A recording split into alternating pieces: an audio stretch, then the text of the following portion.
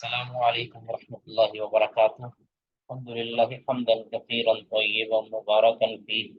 اللهم صل علی محمد وعلى آل محمد كما صليت على إبراهيم وعلى آل إبراهيم إنك حميد مجيد، اللهم بارك على محمد وعلى آل محمد كما باركت على إبراهيم وعلى آل إبراهيم إنك حميد مجيد، رب اشرح لي صدري ويسر لي أمري واحلل عقدة من لساني يفقهوا قولي، أعوذ بالله السميع العليم من الشيطان الرجيم من همزه ونفثه ونفثه۔ برا کلیم صاحبہ پڑھیے گا آیت نمبر 10۔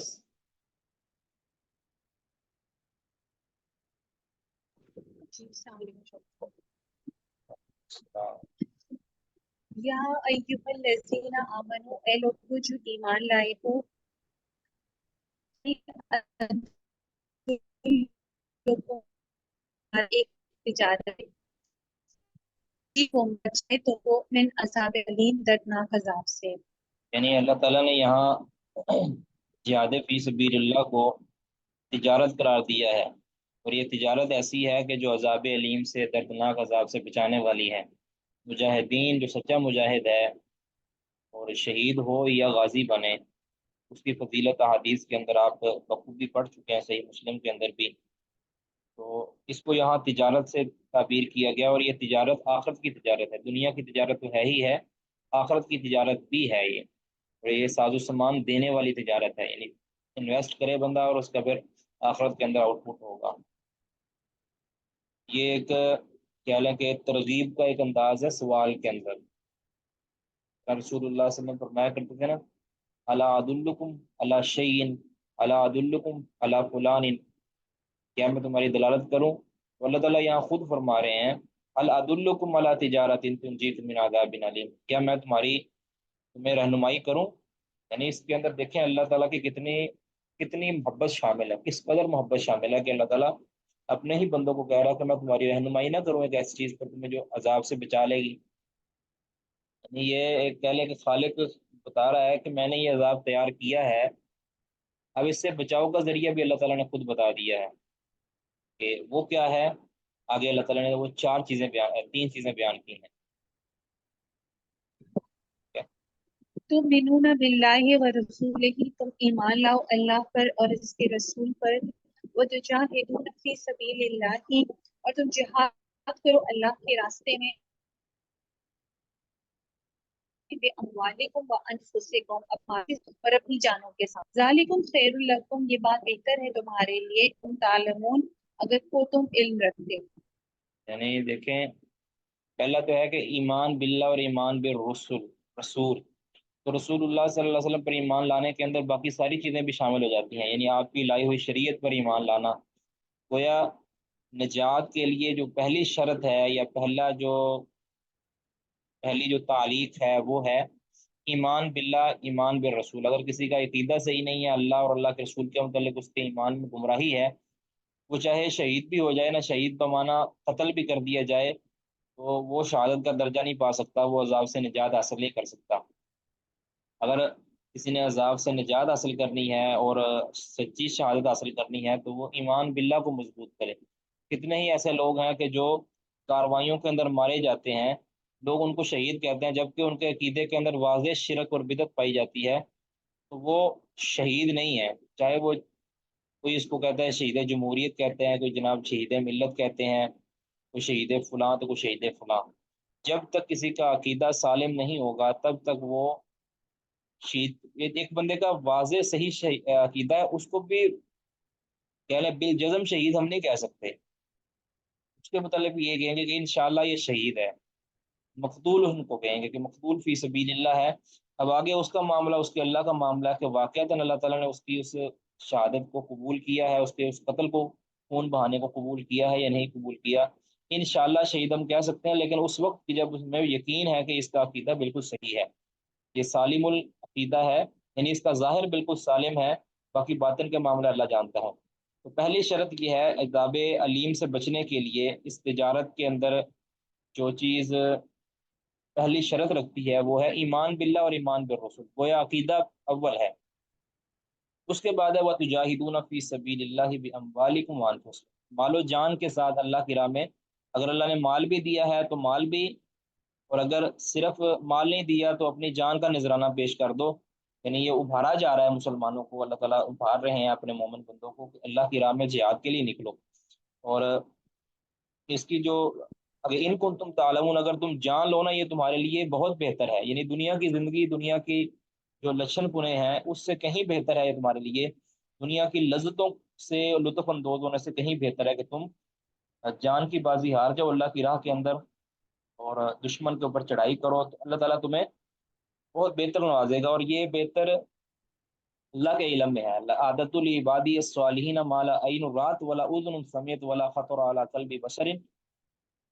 کہ میں نے اپنے بندوں کے لیے وہ کچھ تیار کر رکھا ہے کہ جسے کسی آنکھ نے نہیں دیکھا، کسی کان نے نہیں سنا، اور نہ کسی دل پر اس کا خیال ہی پیدا ہوا ہے کہ وہ کس قدر عظیم اور کس قدر لذیذ اور کس قدر لطیف ہو سکتا ہے، حسین ہو سکتا ہے، جو اللہ نے اپنے مومن بندوں کے لیے تیار کیا ہے۔ ذالک خیر ذالکم خیر لکم ان کنتم تعلمون، یہ تمہارے لیے کہیں بہتر ہے اگر تم جانتے ہو۔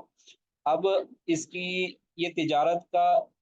رزلٹ کیا ہوگا، یعنی تجارت کا نفع کیا ملے گا، آگے یہ اللہ تعالیٰ بتا رہے ہیں کہ نفع اس کا آخرت کے ساتھ متعلقہ ہے۔ سب سے اول پہلے اللہ تعالیٰ نے آخرت کا جو نفع ہے وہ بیان کیا، اور آگے پھر دنیا کا نفع بھی بیان کیا ہے۔ آخرت کا نفع پہلے اس لیے بیان کیا کہ یہ اصل ہے، دنیا تو گزر ہی جائے گی، اصل جو نفع ہے اللہ تعالیٰ نے وہ بیان کر دیا پہلے، آخرت کا نفع جو کہ سرمدی زندگی ہے، ہمیشگی اور آمدی زندگی ہے، اس کو اللہ نے پہلے ذکر کر دیا، اور جو ایک کہہ لیں کہ غیر دائمی زندگی ہے اس کو اللہ تعالیٰ نے بعد میں ذکر کیا، اس کا جو فائدہ وقتی ہوگا وہ اللہ نے بعد میں ذکر کر دیا۔ تو اول فائدہ ظاہر ہے کہ انسان بڑا فائدہ پہلے ذکر کرتا ہے اور چھوٹا فائدہ بعد، اللہ تعالیٰ نے بھی یہی ترتیب رکھی ہے۔ جی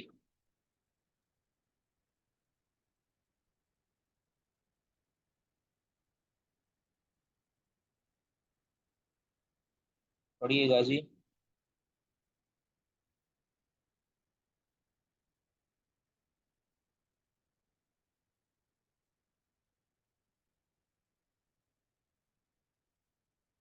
بات مجھے نہیں آ رہی ہے، سب کو نہیں آ رہی۔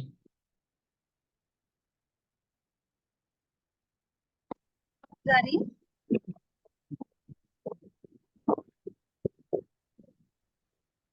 جی پڑھیے گا 12 نمبر آیت۔ شیخ علم آپ کو آواز آ رہی ہے؟ ابھی آ رہی ہے آواز۔ جی، یغفر لکم، وہ بخش دے گا تمہارے لیے، ذنوبکم، تمہارے گناہوں کو، ویدخلکم جنات تجری، اور داخل کرے گا تم کو باغوں میں، تجری من تحتها الانہار، بہتی ہیں ان کے نیچے سے نہریں، ومساکن طیبۃ، اور گھروں میں پاکیزہ، فی جنات عدن، ہمیشگی کے باغوں میں، ذالک الفوز العظیم، یہ ہے بڑی کامیابی۔ یہاں اللہ نے ایک تو غفران ذنوب، گناہوں کی معافی، ظاہرہ گناہوں کی معافی ہوگی تو انسان جنت میں جائے گا، باقی گناہ گار تو سارے ہیں، ٹھیک ہے، تو اس میں گناہوں کی معافی جو ہے نا پہلے ہے، نیکیوں کا جو، یاد رکھیں نیکیوں کا دائرہ کار یہ اتنا میٹر نہیں کرتا اس کے لیے، جس قدر میٹر انسان کے گناہ کرتے ہیں جہنم سے بچنے کے لیے۔ تو گناہوں کی معافی ہو جائے، نیکیاں کم بھی ہوں، اللہ تعالیٰ نواز کر اوپر پہنچا دے گا، لیکن نیکیاں زیادہ ہوں لیکن اس کے مقابلے میں گناہ زیادہ ہوں تو پھر معاملہ ذرا خراب ہے، اور گناہ پھر ہوں بھی بڑے گمبھیر قسم کے تو پھر معاملہ، اللہ تعالیٰ گناہ معاف نہ کرے تو پھر معاملہ خراب ہے۔ تو اللہ تعالیٰ سے زیادہ تر جو دعا کرنی چاہیے وہ گناہوں کی معافی کی کرنی چاہیے، کیونکہ ہمارے گناہ زیادہ ہیں، ہماری نیکیاں کم ہیں، اور یہ ایک عاجزی کی علامت ہے کہ انسان گناہوں کے اوپر زیادہ توجہ دے کہ اللہ میرے گناہ کو معاف کر دے۔ جب انسان گناہوں سے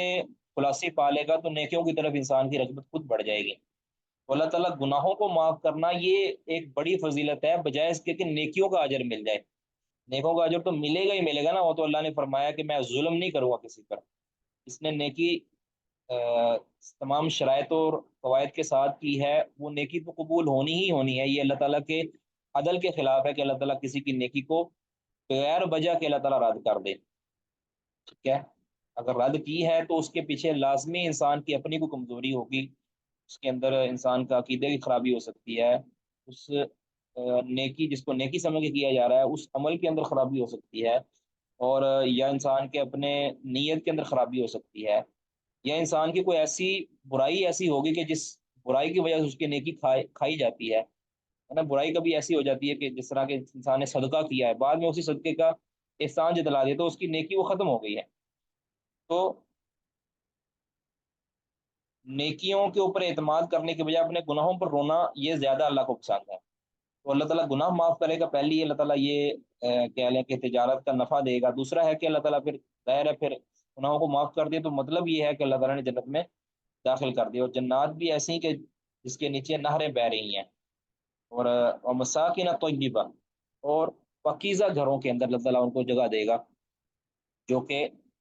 فرشتوں کے اندر ہیں۔ ذالک الفوز العظیم، یہ بہت بڑی کامیابی ہے۔ تو یہی کامیابی، اسی کو تجارت کہتے ہیں کہ اللہ تجارت تنجیکم من عذاب علیم۔ تو یہ فوز عظیم ہے، اس کو انسان کاش سمجھ لے، یعنی یہ بڑی کامیابی تھی، اللہ تعالیٰ نے اس کو پہلے ذکر کیا اور جو چھوٹی کامیابی اس کو بعد میں ذکر کیا۔ جی وَأُخْرَى تُحِبُّونَهَا، اور دوسری چیز تم محبت رکھتے ہو اس سے، نصر من اللہ، مدد اللہ کی طرف سے، وفتح قریب، اور فتح قریبی ہے، وبشر المومنین، اور خوشخبری دے دو مومنوں کو۔ اخرا یعنی ونعمت اخرا، یعنی ایک اور نعمت اللہ تعالیٰ تمہیں دے گا۔ یہ تو ہے نا، یغفر لکم ذنوبکم ویدخلکم جنہ، یہ تو ہے، اس کے ساتھ ساتھ دنیا کی ایک نعمت اللہ تعالیٰ تمہیں بھی دے گا، ویخرا تحبونہا، اس کے علاوہ بھی ایک نعمت جو تمہیں بڑی پسند آئے گی، ہماری بڑی محبوب ہے، وہ ہے کہ نصر من اللہ، یہ دنیا کی جنگوں کے اندر، دنیا کے مقابلوں کے اندر اللہ تعالیٰ تمہیں مدد دے گا، وفتح قریب، اور قریب ہی ایک فتح دے گا، یعنی فتح مکہ وغیرہ، اس طرح صلح حدیبیہ کا جو نتائج ہیں، جو اچھے نتائج برآمد ہوئے، یہ جو فتوحات ہیں بالخصوص فتح مکہ، یہ اللہ تعالیٰ تمہیں اس سے ہمکنار کرے گا، یہ اللہ تعالیٰ کی طرف سے تمہارا وعدہ ہے، اگر تم خالص ہو کر ایمان پر مضبوط رہو، اللہ کے رسول پر ایک سچا عقیدہ رکھو، سچی عقیدت رکھو، اور جہاد فی سبیل اللہ باموال والانفس، یہ تم کرو، تو اللہ تعالیٰ تمہیں پھر یہ چیزیں نوازے گا، دنیا کے اندر تمہیں نظر آ جائے گا کہ ہمارا اس کا نتائج نکل گئے۔ صحابہ کرام رضوان اللہ علیہ مجمعین میں سے جن لوگوں نے شہادتیں پیش کی ہیں، اس کا نتیجہ بعد والوں نے بہت ہی اچھا کہہ لیں کہ حاصل کیا ہے، بلکہ کئی صحابہ تو ہوا کرتے تھے کہ ہمارے اوپر فراوانیاں ہیں دنیا کی، اور جو ہمارے اسلاف جو پہلے لوگ تھے وہ تو یعنی کسب پرسی کی حالت کے اندر دنیا سے چلے گئے، کہیں حساب ہمیں نہ دینا پڑ جائے ان نعمتوں کا، وہ اس طرح رویا کرتے تھے۔ مبشر المومنین، اور اے نبی صلی اللہ علیہ وسلم، آپ مومنوں کو ایک خوشخبری سنا دیا کہ آپ کو عنقریب بڑی نعمت اور بڑی ہی فتح ملنے والی ہے۔ جی یہاں پہ جہاد کی بات، یعنی جہاد کی فضیلت اور اس تجارت کا جو آؤٹ پٹ تھا اس کا اللہ تعالیٰ نے ذکر کر دیا۔ جی یا ایہا الذین آمنو، اے لوگو جو ایمان لائے ہو، کونو انصار اللہ، ہو جاؤ اللہ کے مددگار، کما قول عیسیٰ ابن مریم، جیسے کہا تھا عیسیٰ ابن مریم نے، للحواریجین، حواریوں سے، من انصاری اللہ، کون میرا مددگار ہوگا اللہ کی طرف، قال الحواریون، حواریوں نے کہا، نحن انصار اللہ، ہم ہیں اللہ کے مددگار، فآمنت طائفہ، تو ایمان لایا ایک گروہ،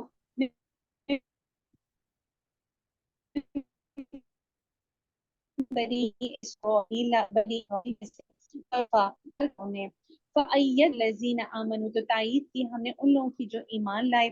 علی عدوہم، اوپر اس کے ان کے دشمنوں کے، فاصبحوا ظاہرین، تو ہو گئے وہ غالبان والے۔ جی اب اللہ تعالیٰ نے یہاں اپنے انصار بننے کا کہا ہے، ایمان والوں کونوا انصار اللہ، اللہ کے مددگار بن جاؤ، مطلب اللہ کے مددگار کا مطلب اللہ کے دین کے مددگار بن جاؤ، کیونکہ اللہ کو تو کسی کی نصر کی ضرورت نہیں ہے، مدد کی ضرورت نہیں ہے، تو گویا یہ اللہ نے دین کو اپنی مدد قرار دیا، یعنی جو دین کی ساتھ تعاون کرے گا گویا اللہ کے ساتھ تعاون کرے گا۔ من ذا الذی یقرض اللہ قرضا حسنا، کون ہے جو مجھے قرض دے، اب اللہ کو قرض کی ضرورت نہیں ہے، تو مطلب اللہ کی راہ کے اندر جو اپنے مال کو خرچ کرے گا گویا وہ اللہ کو قرض دے رہا ہے، ٹھیک ہے۔ یبن آدم انفق انفق علیک، ابن آدم تو خرچ کر، میں تجھ پر خرچ کروں گا، اللہ کی راہ میں خرچ کرنا گویا اللہ پر خرچ کرنا ہے، یعنی اللہ کے دین پر خرچ کرنا۔ اور اللہ کے دین کی مدد کرنا، نصرت کرنا، ہر اعتبار سے، مالی اعتبار سے بھی، افرادی اعتبار سے بھی، وقتی اعتبار سے بھی، اور دعاؤں کے اعتبار سے بھی، اس کو اخلاقی اعتبار کہتے ہیں، اور بھی تمنا اور آرزو کرنا اللہ تعالیٰ کے دین کے قوی اور مستحکم ہونے کی، یہ اللہ کی ہی مدد ہے. کیا یہ مجازن اللہ تعالیٰ کی طرف یا تشریفاً اللہ تعالیٰ نے اپنی طرف نسبت کر دی، اس نصر کی، کہ یہ ایسی مدد ہے کہ گویا تم اللہ کی مدد کر رہے ہو، اور تم جو اللہ کی مدد کرے گا، یعنی دنیاوی اعتبار سے اگر دیکھا جائے کہ اگر کوئی کسی کی مدد کرتا ہے تو وہ لازمی وقت پڑنے پر اس کی بھی مدد کرتا ہے عام طور پہ. تو اللہ تو کبھی بھی احسان فراموشی نہیں کرتا. جو اللہ پر خرچ کرتا ہے، مطلب اللہ کے دین پر خرچ کرتا ہے، اللہ تعالیٰ پھر اس پر خرچ کرے گا. یا جو اللہ کی مدد کرتا ہے تو اللہ تعالیٰ پھر لازمی مشکل کے اندر اس کی مدد کرے گا. تو جو اللہ کی مدد اے ایمان والو، تم اللہ کی مددگار بن جاؤ، اللہ کے انصار بن جاؤ، یعنی انصار اسلام بن جاؤ، انصار دین بن جاؤ، یا نبی صلی اللہ علیہ وسلم کے رستے کے مددگار بن جاؤ. تو کیسے؟ کما قال عیسیٰ بن مریم، یعنی ایک مثال پیش کر دی ہے کہ جس طرح عیسیٰ ابن مریم کے ساتھ یہ اس طرح کا واقعہ پیش آیا تھا کہ انہوں نے مدد مانگی تھی. من انصاری اللہ، اللہ کی طرف میرا مددگار کون ہوگا، یعنی میری مدد جو اللہ تک پہنچانے کے لیے کرے، یا اللہ کے دین کے لیے مدد کرے، یا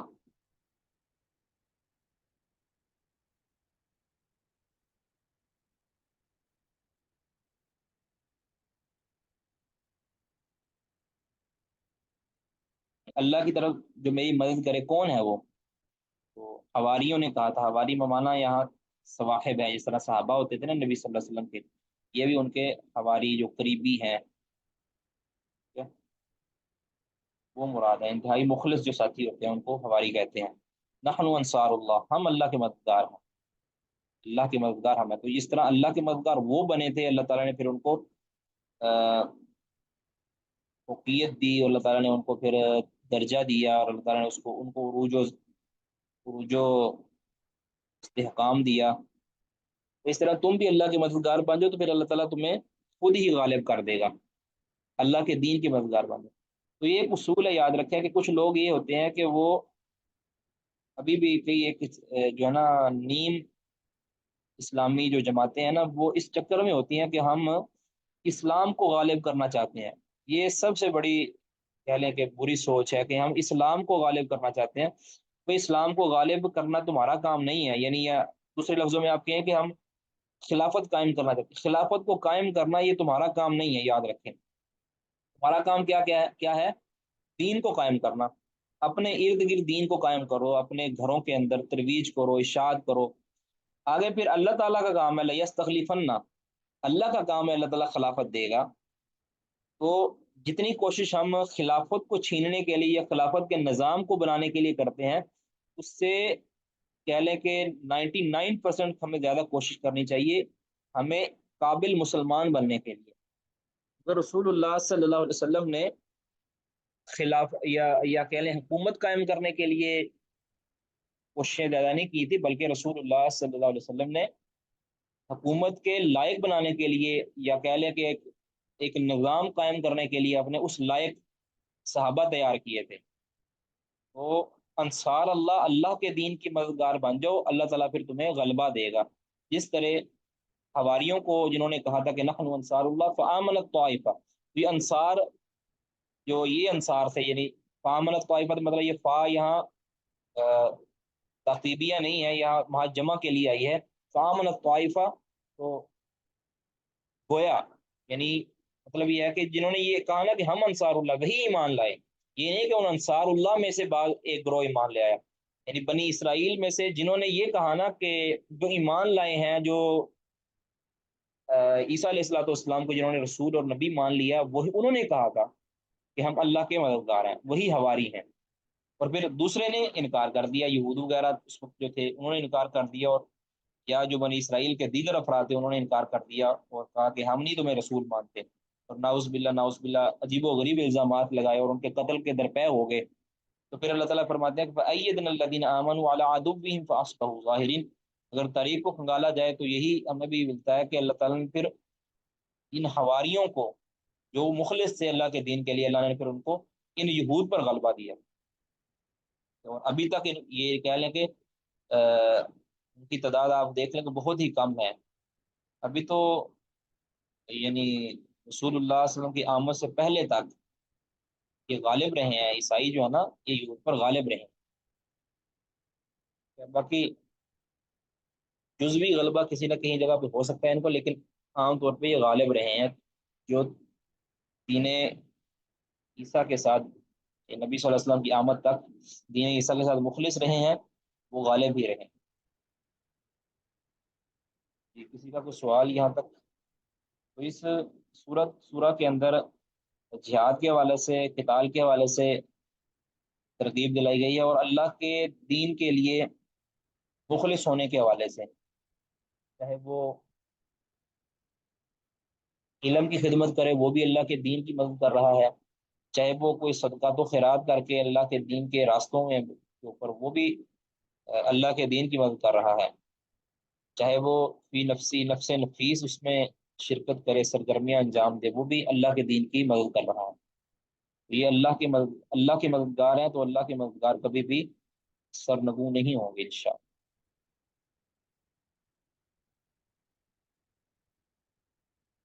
کسی کا کوئی سوال ہے تو وہ کر سکتے ہیں جی۔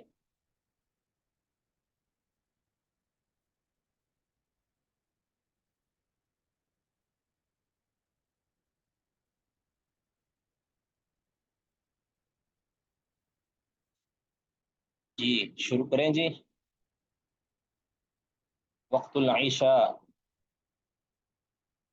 3 اوقات ہمارے ہو گئے ہیں، 2 رہ گئے ہیں۔ ظہر اثر مغرب ہو گیا ہے، اس کا اول آخر اوقات ہو گئے ہیں، اختلاف ہم نے ذکر کر دیا ہے، آسان ہی تھا، اس کو آپ ریوائز کریں گے تو انشاءاللہ واضح ہو جائے گا، تو اس کے مزید خلاصے کی ضرورت ہی نہیں ہے بالکل بھی۔ وقت العشاء،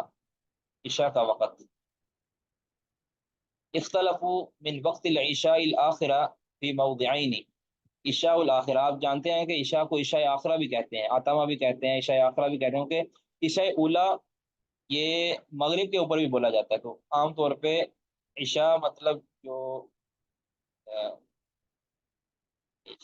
رات کی شام کی نمازوں کو عشاء اولا اور عشاء آخرہ کہہ دیتے ہیں، تو عشاء الاخرہ سے مراد جو ہمارے والی عشاء ہے نا اس کو آتما کہتے ہیں۔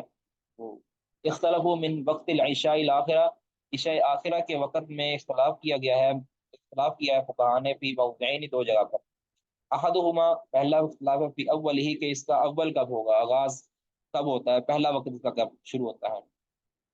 وثانی، دوسرا اختلاف کیا ہے فی آخری ہی، اس کا آخری وقت کیا ہے، یعنی کب تک اس کو پڑھا جا سکتا ہے، ٹھیک ہے۔ اما اولہ، رہا اس کا پہلا وقت آغاز، فذهب مالک و شافعی و جماعت، مالک شافعی اور ایک جماعت کہا کہ وہ گئی ہے اس طرف کہ مغیب الحمرتی، کہ وہ سرخی کے غائب ہونا ہے۔ یہ شفق اصل میں لفظ ہے شفق، شفق بولا جاتا ہے عربی لغت کے اندر سرخی پر بھی، اور البیاض سفیدی پر بھی۔ ایک سرخی اور سفیدی آسمان پر جب سورج غروب ہوتا ہے تو اس طرف افق کی طرف ایک سرخی ایک وقت کے بعد، یعنی تقریباً سورج غروب ہونے کے بعد کافی دیر تک سرخی رہتی ہے، اور سرخی کے بعد، سرخی ختم ہونے کے بعد پھر ایک سفیدی آتی ہے، پھر وہ سفیدی تھوڑی دیر رہتی ہے، پھر وہ سفیدی غائب ہو جاتی ہے، یعنی تھوڑا سا وقت آپ کہہ سکتے ہیں کہ 8-10 منٹ کا جو ہے نا وقت ہوتا ہے اس کے دوران، یعنی سرخی تو رہتی ہے مغرب کی، جیسے ہی آپ جانتے ہیں نا کہ سورج سرخ ہونا شروع ہو جاتا ہے، اور غروب ہونے کے بعد بھی اس طرف سرخی رہتی ہے، یعنی سورج کے غروب ہونے والی جگہ پر اس کے اوپر نیچے، تو یہ کافی دیر تک رہتی ہے، یعنی تقریباً آپ کہہ سکتے ہیں گھنٹہ ڈیڑھ تک یہ رہتی ہے، ٹھیک ہے، غالباً۔ تو یہ جب یہ غائب ہوگی تو اس کو کہتے ہیں حمرہ غائب ہو گیا ہے، سرخی جو ہے نا یہ غائب ہو گئی۔ اب اس غائب ہونے کے بعد،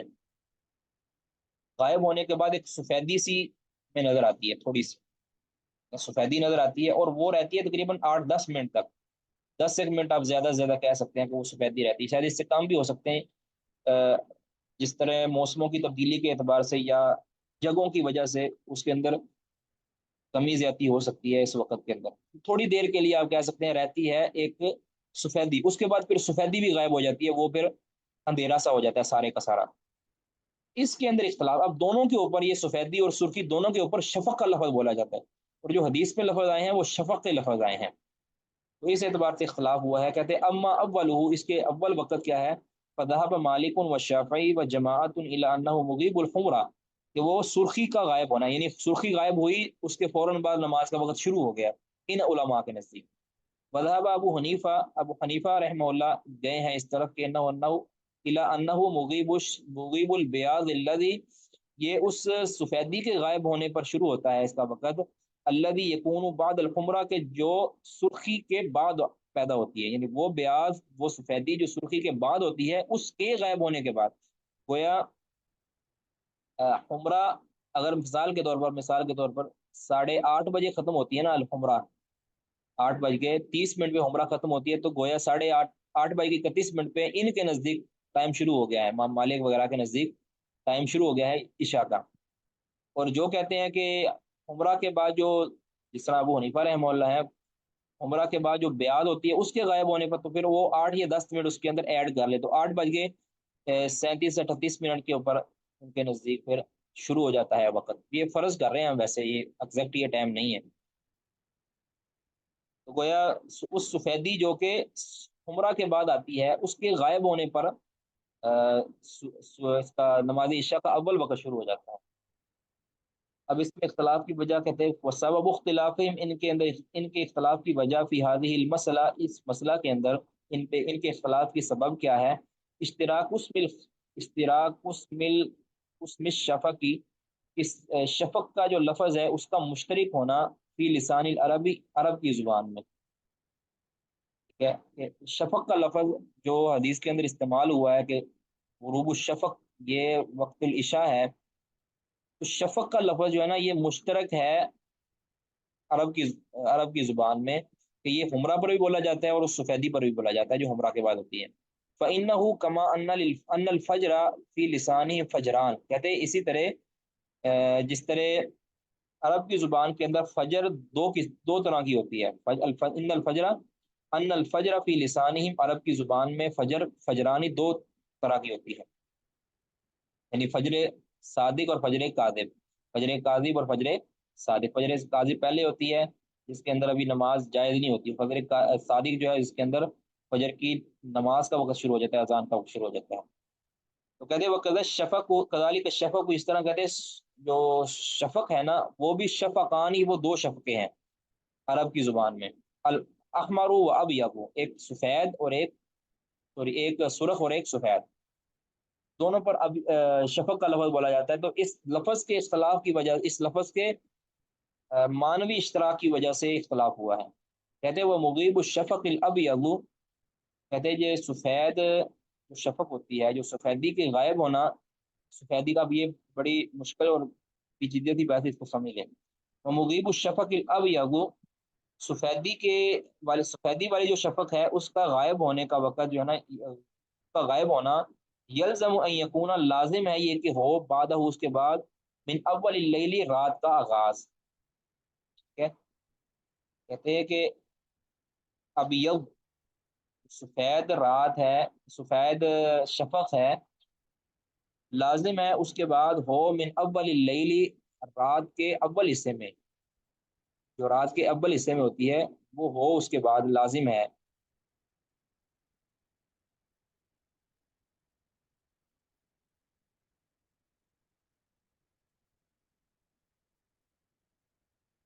اما بعد الفجر المستدق من آخر اللیل، یا تو فجر کے بعد جو کہ المستدقی کے جو ترچی ہوتی ہے، من آخر اللیل، المستدقی میں نے جو فریق ہوتی ہے، فجر مستدق یعنی کہتے ہیں من آخر اللیل، رات کے آخر حصے میں، آنی الفجر الکاذب، فجر کاذب، و اما بعد الفجر فجر الابیض المستطیری، اور یہ کہ وہ ہو، یعنی یہ شفق ابیض یہ ہوتی ہے فجر ابیض کے بعد، المستطیر جو کہ پھیل جاتی ہے. یہ فجر کی دو قسمیں ہیں نا، ایک فجر کاذب، اور اس کی تعریف بھی حدیث کے اندر آئی ہے. ایک جو ہے وہ لومڑی کی طرح ہوتا ہے، اور ایک جو ہے وہ پھیلتی ہے بالکل آسمان کی طرف سفیدی. تو وتکون الحمرہ تو نذیر الحمرہ، اور کہتے ہیں یہ حمرہ بھی حمرہ کی طرح ہے. ابھی اس کو سمجھے ذرا. کہتے ہیں یہ جو ابھی بیاض ہے نا، یہ سفیدی، یہ گویا تین ٹائم ہوتی ہے. یہ سفیدی تین ٹائم ہوتی ہے. ایک سورج غروب ہونے کے بعد جو سرخی غائب ہونے کے بعد، سورج غروب ہونے کے بعد جو سرخی غائب ہوتی ہے، اس کے بعد پھر یہ بیاض آتی ہے، اور وہ اس ٹائم وہ غائب ہو جاتی ہے. ٹھیک ہے، تھوڑی دیر رہتی ہے، اس کے بعد غائب ہو. ایک تو وہ ہوتی ہے. دوسری ہوتی ہے فجر کاذب کے وقت. ٹھیک ہے، فجر کاذب کے وقت بھی یہ پھوٹتی ہے، یہ جو سفیدی ہے پھوٹتی ہے، اسی لیے اس کو فجر کہتے ہیں نا. پھر وہ غائب ہو جاتی ہے. ٹھیک ہے، اس کے بعد پھر فجر صادق کے وقت پھوٹتی ہے. ٹھیک ہے، تو یہ بیاض تین جگہ پہ ہوتی ہے. ایک وہ بیاض جو حمرہ کے غائب ہونے کے بعد ہوتی ہے، دوسری وہ بیاض کہ جب فجر کاذب کا وقت ہوتا ہے اس وقت ہوتی ہے، تیسرا جو ہے یعنی پھر غائب ہو جاتی ہے نا، فجر کاذب کے وقت تھوڑی دیر رہتی ہے پھر غائب ہو جاتی ہے. تو پھر جو فجر صادق کے وقت پھوٹتی ہے، جو کہ افق کی طرف پھیلتی ہے اور ترچھی ہوتی ہے، وہ فجر صادق کہتے ہیں. اچھا، آگے کہتے ہیں وَتَكُونُ الْحُمْرَةُ نَذِيرُ الْحُمْرَةِ. کہتے ہیں یہ جو سرخی ہوتی ہے یہ بھی حمرہ سرخی کی طرح. اب جو سرخی فجر صادق کے بعد پھیلتی ہے نا، یعنی فجر صادق کے بعد جو ایک سفیدی ہوتی ہے، اس کے بعد وہ سفیدی غائب ہوتی ہے. اس کے بعد جیسے جیسے سورج طلوع ہونے کے قریب ہوتا ہے، اس وقت پھر سرخی شروع ہو جاتی ہے. آپ نے دیکھا ہوگا یعنی طلوع ہونے والی جگہ جو سورج کی ہوتی ہے، بس اس وقت وہاں پہ سرخی ایک پھیلتی ہے. اس طرح کہتے ہیں غروب کے بعد ایک سرخی پھیلتی ہے. تو کہتے ہیں یہ سرخی کی طرح ہے، یعنی وہ سرخی ایک دوسرے. اب یہ ایک زائد بات کر رہے ہیں، اس کا وقت کے ساتھ تعلق نہیں. تو یا اس لیے اس بات کو سمجھ آئے تو کبھی ہے، اگر نہیں آتی تو کوئی حرج نہیں. کہتے فت طوال، دراصل اس تقسیم کے بعد وہ رد کرنا چاہ رہے ہیں ایک بندے کا، آگے جس کا ذکر آ رہا ہے. کہتے فت طوال اذن اربعۃ. کہتے اس اعتبار سے کہ طلوع ہونے والی چیزیں یہ چار ہیں چیزیں جو طلوع ہوتی ہیں. نمبر ایک الفجر الکاذب، فجر کاذب یہ طلوع ہوتی ہے. والفجر الصادق، اور فجر صادق طلوع ہوتی ہے. والاحمر، اور یہ سرخی طلوع ہوتی ہے. والشمس، اور اسی طرح کہتے ہیں سورج طلوع ہوتا ہے. یہ طلوع ہونے والی چیزیں چار ہیں. اسی طرح کہتے ہیں وکذالک یجب ان تکون الغوارب. وہ کہتے ہیں اسی طرح واجب ہے کہ غروب ہونے والی چیزیں بھی چار ہی ہوں، کیونکہ جب طلوع ہوتی ہیں تو اس کے بعد وہ غروب بھی تو ہوتی ہے نا وہ چیزیں. مثال کے طور پر فجر کاذب طلوع ہوئی ہے، تو اس نے بھی تھوڑی دیر بعد اس نے غروب بھی ہو جانا ہے. تو پھر جب غروب ہوئی تو پھر وہ ایک غروب ہو گیا، غارب ہو گیا. اس طرح پھر فجر صادق طلوع ہوئی ہے تو پھر فجر صادق نے غروب بھی ہونا ہے. اس طرح حمرہ ہے، اس نے وہ طلوع ہوئی ہے تو اس نے پھر غائب بھی ہونا ہے. تو اس طرح شمس ہے، اس میں طلوع ہوا ہے تو وہ غائب بھی ہوگا، غروب بھی ہوگا. تو اس طرح کہتے ہیں کہ طلوع ہونے والی چیزیں بھی چار ہیں اور غروب ہونے والی بھی چار ہیں. والی ذالک، اسی وجہ سے ما ذکر عن الخلیل. یہ جو خلیل بن احمد ایک ہیں فقی یا کہہ لیں یا ایک لغوی کہہ لیں، کہتے جو خلیل بن احمد کی طرف سے جو ذکر کیا گیا ہے نا کہ من انہ رصد الشفق الابیض. کہتے ہیں انہوں نے شفق ابیض، یہ جو ہوتی ہے نا سورج غروب ہونے کے بعد ایک حمرہ طلوع ہوتی ہے، حمرہ طلوع غروب ہونے کے بعد جو بیاض یعنی جو سفیدی طلوع ہوتی ہے، کہتے ہیں انہوں نے راصدہ کا مطلب ہوتا ہے دھیان دینا یا جائزہ لینا یا ٹکٹکی باندھ کر دیکھنا. انہوں نے بڑے غور کے ساتھ دیکھا. کہتے ہیں جو ان کی طرف سے ان کے بارے میں کہتے ہیں یہ ذکر کیا جاتا ہے نا کہ انہ رصد الشفق الابیض، کہ انہوں نے اس سفیدی کے اوپر پوری نگاہ رکھی. فوجدہ، تو اس کو پایا کہ یبقى الی ثلث اللیل، کہ وہ باقی رہی ہے الی ثلث اللیل، تہائی رات تک وہ تو یہ بات کہتے ہیں بالکل غلط ہے. کہتے کذبا، کہتے اس کو جھٹلایا گیا ہے بالقیاس و تجربتی، قیاس و تجربہ کے ساتھ. یعنی یہ وہ اس کا ٹائم 8 سے 10 منٹ کا ہوتا ہے، جو یہ کہہ رہے ہیں کہ سفیدی طلوع ہوئی تھی، پھر وہ سفیدی تہائی رات تک باقی رہی ہے، تو یہ بات کہتے ہیں بالکل غلط ہے، یہ بات بالکل غلط کہتے ہیں ان کی طرف جو بیان کیا جاتا ہے کہ یہ بالکل غلط بات ہے، ان کو غلطی لگی ہے، قیاس اور تجربہ اس کی اس مشاہدہ اور تجربہ اس کا رد کرتا ہے، وہ تو چند منٹ کے لیے ہوتی ہے اور اس کے بعد وہ غائب ہو جاتی ہے، کیونکہ جب تک وہ غائب نہ ہو تب تک تو نماز کا وقت شروع ہی نہیں ہوتا، جب تک وہ غائب نہ ہو تب تک وہ وقت شروع ہی نہیں ہوتا۔ دراصل یہ بیان جو کیا اس لیے جاتا ہے نا کہ یہ احناف کا رد کرنے کے لیے بیان کیا جاتا تھا کہ احناف کے نزدیک چونکہ پیاز کے ختم ہونے کے بعد نماز کا وقت شروع ہوتا ہے، پیاز کے غروب ہونے کے بعد شروع ہوتا ہے، اور جبکہ دوسروں کے نزدیک خمرہ کے غائب ہونے کے بعد، اب خمرہ کا غائب ہونا وہ بیاض کے شروع ہونے سے پہلے ہوتا ہے، کیونکہ ان کے نزدیک بیاض کا طلوع ہونا یہ شرط نہیں ہے نماز کے شروع ہونے کے لیے، سوری، بیاض کا طلوع ہونا شرط ہے، بیاض کا غروب ہونا شرط نہیں ہے، تو اس لیے کہتے ہیں کہ بیاض تو ثلث رات تک بھی باقی رہتی ہے، تو لہٰذا اس کو بنیاد بنا کے ہم یہ نہیں کہہ سکتے کہ بھی جب تک یہ غائب نہیں ہوگی ہم، بیاض جب تک غائب نہیں ہوگی تب تک ہم اول عشاء کا شروع ہی نہیں کریں گے، یہ رد غال ان کی طرف کہتے ہیں، لیکن یہ جو ان کی طرف نسبت ہے یا یہ جو کہا جاتا ہے کہ یہ بالکل جھوٹ ہے، غلط ہے یہ۔ اچھا، اب یہ بھی آپ ذہن میں رکھیں کہ ثلث رات جو ہے، تہائی رات یا ربع رات، یہ اس کی تقسیم کیسے ہوتی ہے؟ اس کو آپ نے دیکھنا ہے سورج کے غروب ہونے سے لے کر، سورج کے غروب ہونے سے لے کر فجر صادق کے طلوع ہونے تک کا وقت جو ہے نا، اب مثال دیتا ہوں میں، ہم یہاں دیکھتے ہیں کہ ثلث رات کب بنتی ہے اب، یا نصف رات کب بنتی ہے، ثلث اور نصف رات کا جو اصطلاح استعمال ہوتی ہے وہ کب بنتے گی اب، یعنی ٹائم ایگزیکٹ کیا بنے گا؟ اب ہمارے ہاں جو 7 بجے میں نے عرض کیا تھا کہ سورج غروب ہو رہا ہے، 7 بجے سورج غروب ہو رہا ہے، اور فجر جو طلوع ہو رہی ہے وہ 4 بج گئے کچھ 4 منٹ پہ جو ہے نا فجر طلوع ہو رہی ہے، 4 بجے لگا لیں آپ، تو 7 سے لے کر 4 بجے تک کتنا وقت بنا؟ جی کوئی ہے ریاضی کا ماہر؟ 7 سے لے کر نو صبح گھنٹے 4 بجے تک کتنے گھنٹے بنے جی؟ صاحب 9 گھنٹے۔ جی 9 گھنٹے بنتے ہیں اس کے، 7 سے لے کر 4 تک کیا بنتے ہیں؟ 9 گھنٹے بنتے ہیں، 4 اور 3 7، نہیں جی، اور 2 9 ہو گئے، ٹھیک ہے، بارک اللہ، تو 9 گھنٹے ہیں، ان 9 گھنٹوں کو آپ نے 3 پر تقسیم کر لینا ہے، 3 پر تقسیم کریں گے تو پیچھے جواب کیا آئے گا؟ 3۔ اب آپ نے رات کو جو ہے نا 3 حصوں پہ تقسیم کیا ہے نا، 3 حصے بنا لیے اس کو، ثلث، اس کا پہلا ثلث، اس کا دوسرا ثلث اور اس کا تیسرا ثلث، پہلا ثلث کتنا بنے گا، پھر کتنے بجے ختم ہوگا؟ 7 بجے سورج غروب ہو رہا تھا، تو اس کے اندر 3 گھنٹے ایڈ کریں تو کیا بنتا ہے؟ 10 بجے، گویا آپ کہہ سکتے ہیں کہ 10 بجے، 10 بجے جو ہے نا ان دنوں کے اندر یہ ثلث رات ہو جاتی ہے، یعنی ثلث اول رات کا گزر چکا ہوتا ہے، 10 بجے ثلث رات، رات کا ثلث اول جو ہے وہ گزر چکا ہوتا ہے، اس کے بعد 10 بجے سے لے کر 10 بج کے 1 منٹ سے لے کر 1 بجے تک، 1 بجے تک یہ رات کا جو دوسرا ثلث ہے، ثلث وسطی جو ہے وہ اس کا ختم ہو جاتا ہے، اور پھر 1 بجے سے لے کر 4 بجے تک، 1 بجے سے لے کر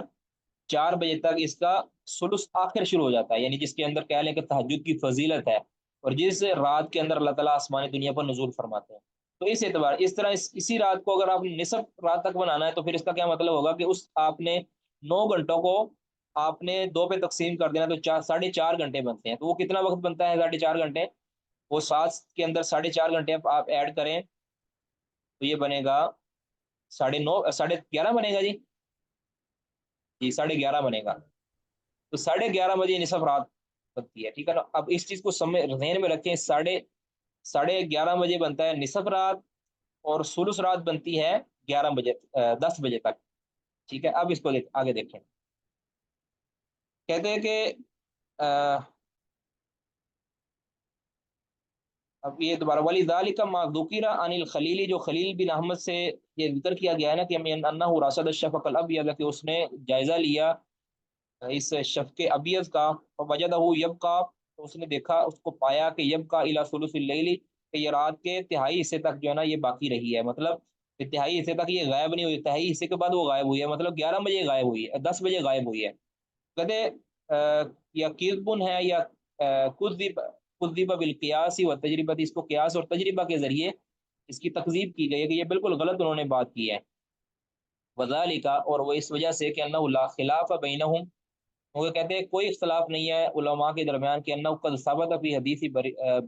بریدہ، تاکہ بریدہ اسلمی کی حدیث کے اندر ثابت ہے، وہ حدیث امامت جبریل، اور امامت جبریل والی حدیث کے اندر بھی یہ ثابت ہے کہ انہ صلی العشاء فی الیوم الاول، کہ انہوں نے پہلے دن عشاء کی نماز پڑھائی تھی، ہینا غاب الشفق، جب یہ شفق غائب ہو گیا۔ اب شفق اگر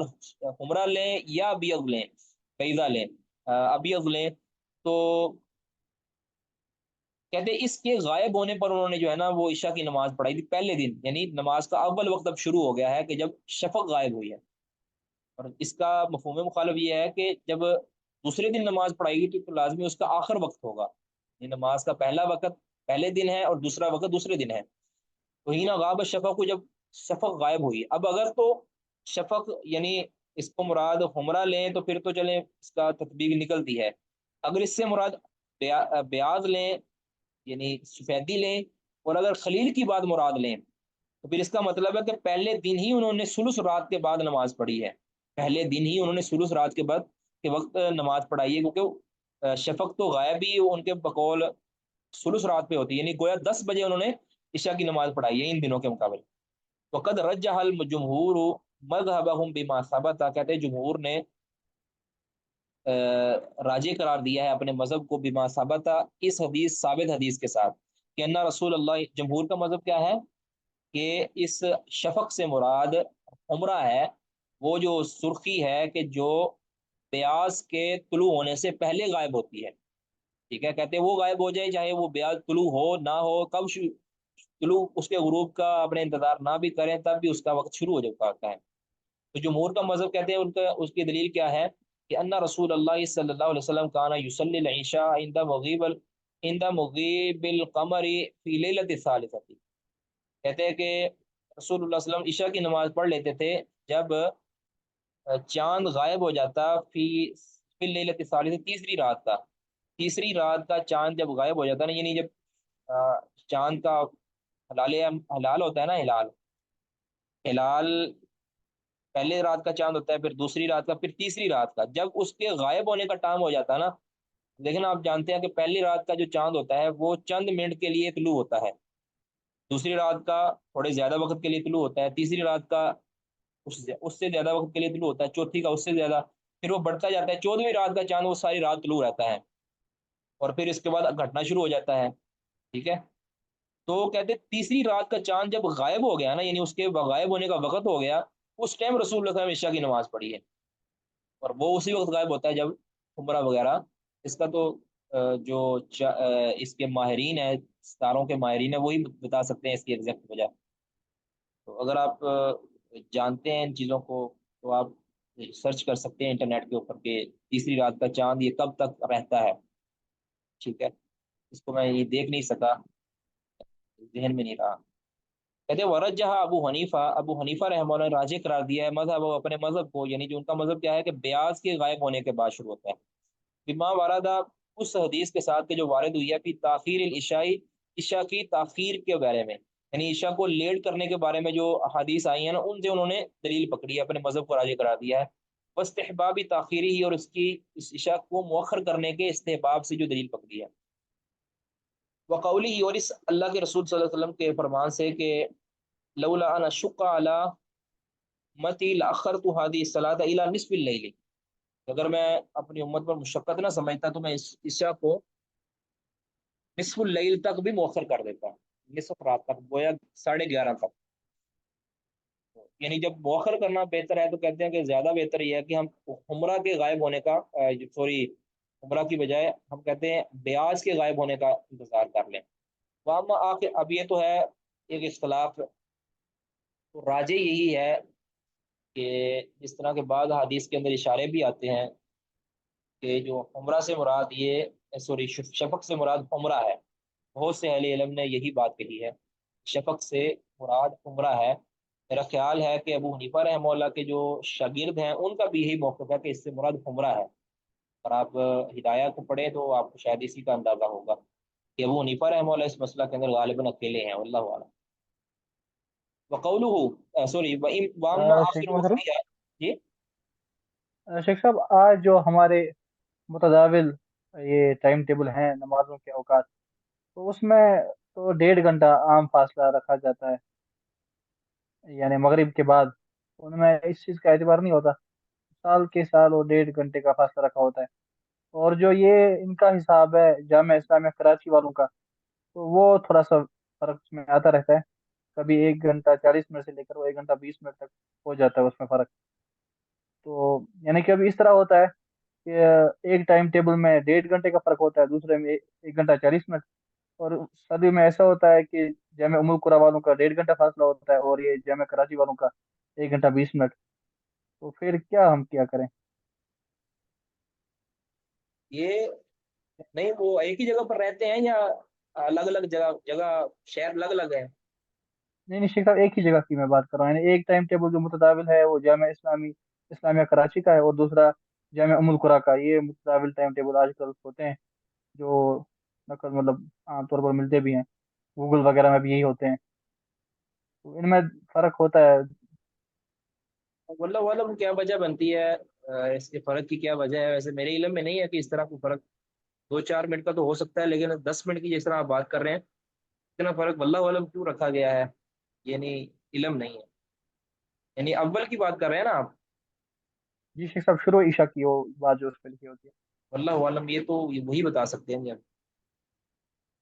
لیکن یہ ہے کہ جگہ کی تبدیلی کے ساتھ تو وقت تو بدل جاتا ہے نا، یہ تو واضح ہے. باقی یہ کرا جی ایک شیخ ہی جگہ کا ہے، ایک ہی شہر کا ہے، بلکہ خاص طور پہ قریب قریب کا ہے، تو پھر اللہ عالم کیوں کوئی اختلاف ہے، کوئی فقہی اختلاف ہے. ہو سکتا ہے نا اناف کے اندر بھی فقہی فتووں کے اندر اختلاف ہو جاتا ہے، ہو سکتا ہے واللہ عالم. واما آخر وقتی ہے جو اس عشاء کا آخری وقت ہے، کہتے فخ بھی اس میں بھی اختلاف ہے اللہ ثلاثتی اقوال، 3 اقوال پر. پہلا قول کیا ہے؟ انہ ثلث اللیل، اس کا آخری وقت کیا ہے؟ تہائی رات. یعنی تہائی رات آخری وقت ہے، اس وقت پڑھ لی جائے، بس اس سے ڈیڑھ لیٹ نہ کی جائے. تو یہ ہے تقریباً 10 بجے. وقول، اور ایک قول کیا ہے؟ وقول ایک قول یہ ہے کہ انہ نصف اللیل، کہ یہ آدھی رات تک ہے، مطلب 11:30 تک اس کا آخری وقت ہے. وقول ایک قول کیا ہے کہ انہ الی طلوع الفجر، کہ یہ فجر صادق کے طلوع ہونے تک ہے، یعنی جب تک فجر نماز فجر کا وقت شروع نہیں ہوتا تب تک عشاء کا وقت رہتا ہے، پڑھی جا سکتی ہے عشاء. تو درست بات یہ ہے کہ جو عشاء کا مختار وقت ہے نا، مختار وقت کیا ہے؟ مختار وقت وہ نصف اللیل اور ثلث اللیل، یعنی بعض اوقات ثلث اللیل اور بعض اوقات نصف اللیل، یعنی جو سوٹیبل ہو. ٹھیک ہے، یہاں تک یہ مختار وقت ہے. اس کے بعد والا جو وقت ہے، یہ اس سے بعد لیٹ کرنا یہ مستحب نہیں ہے، لیکن وقت ہوتا ہے طلوع فجر تک. طلوع فجر تک وقت ہوتا ہے، اس وقت تک پڑھی جا سکتی ہے، لیکن اس کو نصف اللیل سے لیٹ کرنا یہ درست نہیں ہے. بہرحال بلا عذر اس کو تاخیر مؤخر نہیں کرنا چاہیے، گویا 11:30 سے لیٹ نہیں پڑھنی چاہیے ان دنوں کے اندر نماز. تو کیونکہ رسول اللہ صلی اللہ علیہ وسلم نے کبھی بھی اس کو مؤخر نہیں کیا، حالانکہ نبی صلی اللہ علیہ وسلم نے اس کو تاخیر کرنے کو آپ نے مستحب کہا ہے، لیکن آپ نے اس کو جو تعلیق کی ہے، معلق کیا ہے، وہ الی نصف اللیل یا الی ثلث اللیل کا لفظ بولا ہے. تو گویا موسم کے اعتبار سے ہے کہ اگر راتیں چھوٹی ہیں تو پھر ثلث اللیل کر لیا جائے، اگر راتیں بڑی ہیں تو پھر نصف اللیل کر لیا جائے. تو اس کو پھر ہم معمول کر سکتے ہیں، لیکن یہ مختار وقت ہے. ٹھیک ہے، جو اس کا عذر کی صورت کے اندر جو اس کا جواز والا وقت ہے وہ ہے طلوع الفجر تک، واللہ عالم. یہ سارے دلائل کے اندر تطبیق یہ بنتی ہے. کسی نے کسی کو ترجیح دی ہے، کسی نے کسی کو ترجیح دی ہے. کہتے وہ بالاولی، پہلا جو قول ہے یہ آنی ثلث اللیل، یعنی جو تہائی رات والا جو بات ہے، کہتے فقال الشافی، شافی اور قال الشافی،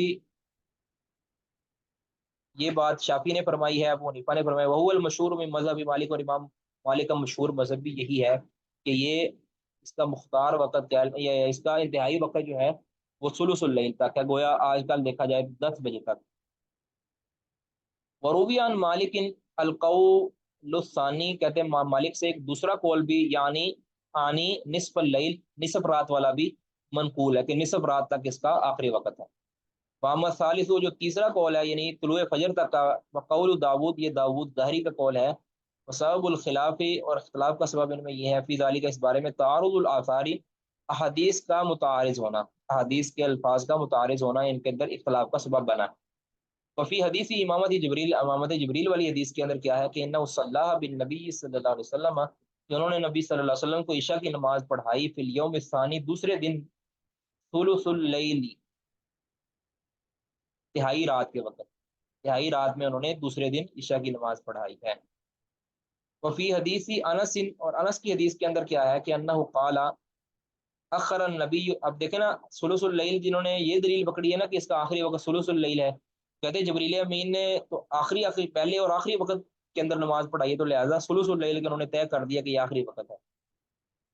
जब कहते हैं वफ़ी हदीसी अनस, अनस की हदीस के अंदर क्या है कि अन्नहु क़ाला, उन्होंने फरमाया कि अखर नबी सल्लल्लाहु अलैहि वसल्लम सलातल इशाई इला निस्फिल लैल,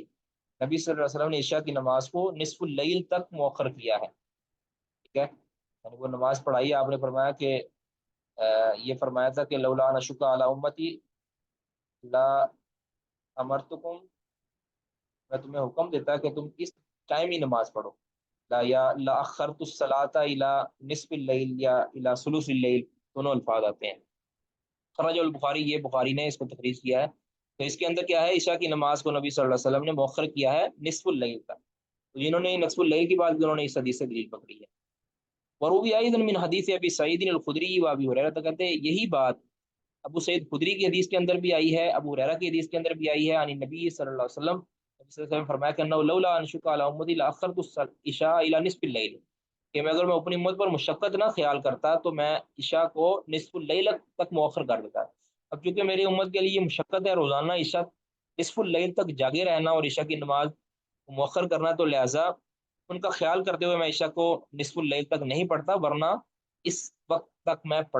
इस वक्त तक इसको मौखर कर लेता अगर इनके लिए मुशक्कत ना होती। तो फी हदीस अभी कतादा, अबू कतादा की हदीस में है लई से तफरी तो फी नौन, अब ये अगली दाऊद ज़ाहिरी की हदीस दलील।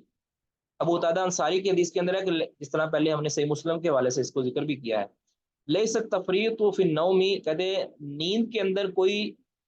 कह लें कि आप इसको आप कुताही नहीं कहेंगे, नहीं से तफरीतु फिर नौ में नौ, नींद आने की वजह से कोई कुताही नहीं होती, इन्नमा तफरीतु, बल्कि कुताही ये है कि अन तुअखिर सलाता, कि आप नमाज को मौखर कर दें, इतना मौखर कर दें कि हत्ता यदखुला वक्तुल उखरा, ताकि दूसरी नमाज का वक्त शुरू हो जाए। इसका मतलब ये है कि नमाज, एक नमाज का दूसरी नमाज तक वक्त रहता है। ये इसकी यानी इससे इस्तेदलाल ये है कि जब तक अगली नमाज का वक्त शुरू नहीं हो जाता उस वक्त तक आप मुअख्खर करेंगे तो आप सुस्त और आप कुताह बीन करार पाएंगे, वरना अगर आप उसको मुअख्खर नहीं करते तो आप उस वक्त के अंदर अंदर नमाज पढ़ेंगे। यानी अगली नमाज के शुरू होने से पहले पहले पढ़ना ये ज़रूरी है, मतलब ये। कहते हैं मन दहबा मजहब तरजीह हदीस इमामती जबरील, जो इमामत जबरील वाली हदीस को तरजीह का मजहब जिसने इख्तियार किया है ना, तो काला उसने क्या कहा है, सुलुसुल लैल, कि आखिरी वक्त क्या है, सुलुसुल लैल है। वमन दहबा मजहब तरजीह हदीस अनस, जिसने हदीस अनस को तरजीह दी है, उसने क्या कहा है, काला शत्रुल लैल, उसने कहा कि आधी रात तक वक्त रहता है आखिरी। वामा अहलु ज़ाहिर, अहले ज़ाहिर कहते हैं फातमदु हदीस अबी कतादा, उन्होंने एतमाद किया है अबू कतादा की हदीस पर, कि जिसके अंदर नमाज का आखिरी वक्त ये बताया गया है कि अगली नमाज का वक्त शुरू हो जाए। वकालू, अब ये कहते हैं वह आमुन, यानी ये अहले ज़ाहिर कहते हैं, यानी दाऊद ज़ाहिरी वगैरह क्या कहते हैं, हुआ आमुन, कि ये हदीस आम है। ये क्या हदीस है, आम है। वह हुआ मुतअखिरुन,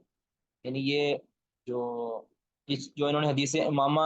सॉरी अबू कतादा रज़ी अल्लाह अन्हु वाली जो हदीस है ना, इसके अंदर एक नमाज से दूसरी नमाज तक का वक्त, अगर दूसरी नमाज के शुरू होने तक उस नमाज का वक्त रहता है, कहते हैं ये आम है, यानी हर नमाज को शामिल है ये, चाहे ईशा भी इसके अंदर आ जाती है। कहते वह हुआ मुताखिरुन, और ये जो हदीस है ये मौखर है, यानी बाद में ये मशरू हुई है ये हदीस, अन हदीस इमामत जबरील वाली हदीस से। ये बाद की हदीस है और वो पहले वाली हदीस है, यानी वो मक्का के अंदर और ये मदीना की हदीस है। अबू कतादा अंसारी जो के हैं वो अंसारी वो मदीना के हैं। तो कहते हैं फहुआ नासिक, लिहाजा कहते हैं ये वाली जो अबू कतादा वाली हदीस है ये नासिक हो जाएगी इसकी और दूसरी मनसूख हो जाएगी। कहते हैं वलौ लम यकुन नासिकन, अगर कहते हैं ये नासिक ना भी हो, अगर ये नासिक ना हो तो लकाना तारुल आसारी युस्कितु हुक्महा, कहते आसार का मुतारिद हो जाना इनके हुक्म को साकित कर देगा। यानी जो हदीसें आपस में मुआरज हुई हैं, अगर हम इसको अबू कतादा की हदीस को नासिक नहीं बनाएंगे, कहते दाऊद ज़ाहिरी वगैरह कहते हैं, अगर इसको हम नासिक नहीं बनाएंगे तो फिर इन तमाम की तमाम अहादीस का मुआरिज होना इन सब के हुक्म को साकित कर देगा, यानी किसी पर भी अमल नहीं किया जाएगा। वो कायदा जो है ना, इदा तारदा तसाकता, कि जब दो हुक्म बाहर मुआरज हो जाएं और उनकी तत्बीक ना हो और तरजीह भी ना हो तो फिर कहते हैं हम दोनों को हुक्म को साकित कर देंगे। तो कहते हैं अब क्या सूरत, अब बिल्कुल मुअत्तल हो गया मामला। अब सूरत क्या बनी है कि फयाजिबु अन युसारा, अब चूंकि किसी हदीस के ऊपर कहते हैं इस सूरत के अंदर हम अमल नहीं करेंगे, किसी हदीस को फैसल नहीं बनाएंगे इस सूरत के अंदर, तो कहते हैं फिर क्या मामला बनेगा। अब इशा का वक्त तो शुरू हुआ है, अब इसको खत्म कहाँ करना है, इसके लिए हमें अब कहते हैं कोई दलील चाहिए। तो कहते हैं अब दलील हम कैसे बनाएंगे, कहते हैं याजिबु, कहते हैं वाजिब है अन युसारा इलस्तिस्हाबी हालिल इजमाई, कि इजमा के हाल को साथ मिलाएंगे, इजमा के हाल को साथ मिलाएंगे, जो इजमा वाली है ना हालत उसको साथ रखेंगे तब जाके इस इख्तलाफ से निकला जाएगा। अब इजमा क्या है, वक़द इत्तफ़क़ू अला अन्नल वक़्त, अब इस पर तो सबका इत्तेफाक है, यानी सारे उलमा इस पर मुत्तफ़िक़ हैं कि अन्नल वक़्त यख़रुजु लम्मा लिमा बादतुल, हाँ, यख़रुजु, ये क्या लफ्ज़ है, ये लम्मा या लिमा है। शेख साहब लिमा बाद तुलुल फज्र। हाँ, यख़रुजु लिमा बाद तुलुल फज्र, तुलुए फजर के बाद वक़्त इसका, यानी ईशा का वक़्त खारिज हो जाता है, ख़त्म हो जाता है। इस पर तो सबका कहते हैं इत्तेफाक है। अब कहते हैं पीछे वाला जिन दलाइल के बुनियाद पर लोगों ने बातें की थी वो दलाइल तो कहते हैं उसका हुक्म साकित हो गया। अब ईशा की नमाज का वक़्त तो शुरू है, अब इसको ख़त्म कहाँ करना है, उस जगह पे कहते ख़त्म करेंगे जहाँ पर ख़त्म होना सब के यहाँ मुत्तफ़िका है। ठीक है, इस्तिस्हाबे, इसको यानी इजमा को हम साथ रखेंगे उस वक़्त तक जब तक वो वक़्त ना आ जाए कि जिस वक़्त नमाज के ख़त्म होने का इजमा कर लिया गया। वक़द इत्तफ़क़ू अला अन्नल वक़्त यख़रुजु लिमा बाद तुलूइल फ़ज्र, तुलूए फ़जर के बाद वक़्त ख़त्म हो जाता है, इस पर सबका इत्तेफ़ाक है। वख्तलफ़ू फ़ीमा क़ब्ल, अब इससे पहले वाला जो वक़्त है ना, यानी तुलूए फ़जर से पहले वाले वक़्त के अंदर इख्तिलाफ़ है। कहते फ़इन्ना रुवीना अन इब्ने अब्बास, कहते हैं क्योंकि हमें मरवी है इब्ने अब्बास से कि अन्नल वक़्त इंदहू, के उनके नज़दीक वक़्त इशा का जो है ना इला तुलूइल फ़ज्र, तुलूए फ़जर तक है। तो फ़वजब अन युस्तस्हबा हुक्मल वक्ती, कि कहते हैं कि वाजिब है कि यस्तस्हबा हुक्मल वक्ती, कि ये वक़्त के हुक्म के तक साथ रहे, यानी यस्तस्हबा हुक्मुल वक्ती, कि वक़्त का जो हुक्म है ये साथ रहे, मतलब ये बाकी रहे, यानी वक़्त होने का हुक्म जो है ना, यानी वक़्त होता है ये वाला हुक्म साथ रहे। इल्ला, हाँ, उस वक्त ये साथ छोड़ जाएगा, कम वक़्त का हुक्म जो है ना साथ छोड़ जाएगा। हैसु वक़ाल इत्तिफाक वाला खरूजी, कि जहाँ इसके खारिज होने का इत्तिफाक हो चुका है। अब जहाँ कहते हैं सारी हदीसों के ऊपर जो मुआरिज आ गई हैं लिहाजा उनका हुक्म खत्म हो गया, अब ये वक़्त चलता रहेगा चलता रहेगा चलता रहेगा। अब जिस एंगल पर जाकर सबका इत्तिफाक होगा ना कि अब ये वक़्त नहीं रहा, कहते हैं उस वक्त हम फिर कह देंगे कि अब जो है ना वक़्त खत्म हो चुका, वरना ये वक़्त वाला जो हुक्म है ये साथ रहेगा उस वक़्त तक जब तक हैसु वक़ाल इत्तिफाक वाला खरूजी, के उस वक़्त तक जब के जिसके अंदर वक़्त के खारिज होने पर इत्तिफाक कर लिया गया। वह अहसिबु, कहते हैं मेरा ख्याल है कि अन्ना बिही काल अबू हनीफा, के अबू हनीफा रहमतुल्लाह ने भी यही बात कही है। इसकी समझ आ गई थी। یعنی یہ داود ظاہری وغیرہ جو اہل ظاہر ہے وہ کیا کہتے ہیں کہ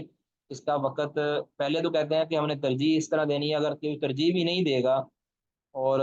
ناسخ بھی نہیں مانے گا ابو تدہ کی حدیث کو، تو پھر ہم کہتے ہیں ساری حدیثوں کے حکم کو جو ہے نا وہ ساقط کر دیں گے تعارض کی وجہ سے۔ تو پھر کیا رہے گا کہ عشاء کا وقت تو شروع ہے، اب ختم اس کو کہاں کرنا ہے؟ کہتے ہیں ختم ہم اس وقت وہاں کریں گے کہ جس جگہ پہ وقت کے خارج ہونے پر سب کا اتفاق ہے، کہتے ہیں وہاں تک ہم رکھیں گے وقت، اس کے بعد خارج کر دیں گے، تو لہٰذا طلوع فجر تک کہتے ہیں اس کا وقت رہتا ہے۔ میں نے جیسے عرض کر دیا کہ اس کا مختار وقت اس طرح کے نبی صلی اللہ علیہ وسلم نے ترغیب دلائی ہے کہ اس کو مؤخر کرنے کے اوپر، اور اہل علم اس کو مؤخر کرتے رہے ہیں، اور اس کو اول وقت میں پڑھنا جائز ہے۔ اگر عوام کو کوئی مسئلہ نہیں ہے تو پھر اس کو مؤخر کرنا افضل ہے، اولا ہے،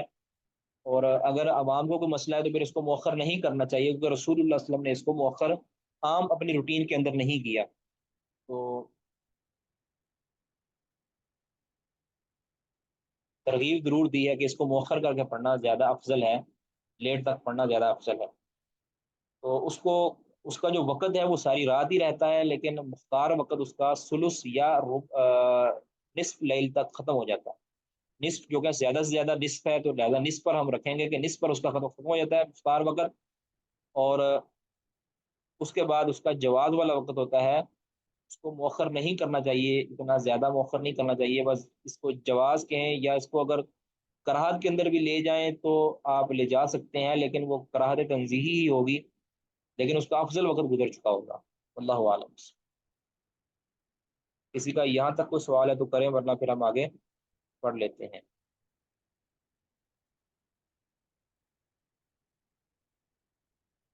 المسألۃ الخامسۃ، پانچواں مسئلہ ہے وقت الصبح، صبح کی فجر کی نماز کا وقت۔ واتفقوا علی ان اول وقت الصبح طلوع الفجر الصادق، فجر صادق کے اس کا اول وقت، اس پر اتفاق ہے کہ اس کا اول وقت یہ ہوتا ہے فجر صادق کے طلوع ہونے سے، اس پر سب کا اتفاق ہے۔ فجر صادق جب طلوع ہوتی ہے اس پر نماز کا وقت شروع ہو جاتا ہے۔ وآخرہ، اور اس کا آخری جو وقت ہے وہ کیا ہے؟ وآخرہ، اور اس کا آخری وقت کیا ہے؟ طلوع الشمس، سورج کا طلوع ہونا، اس پر بھی اتفاق ہے سب کا۔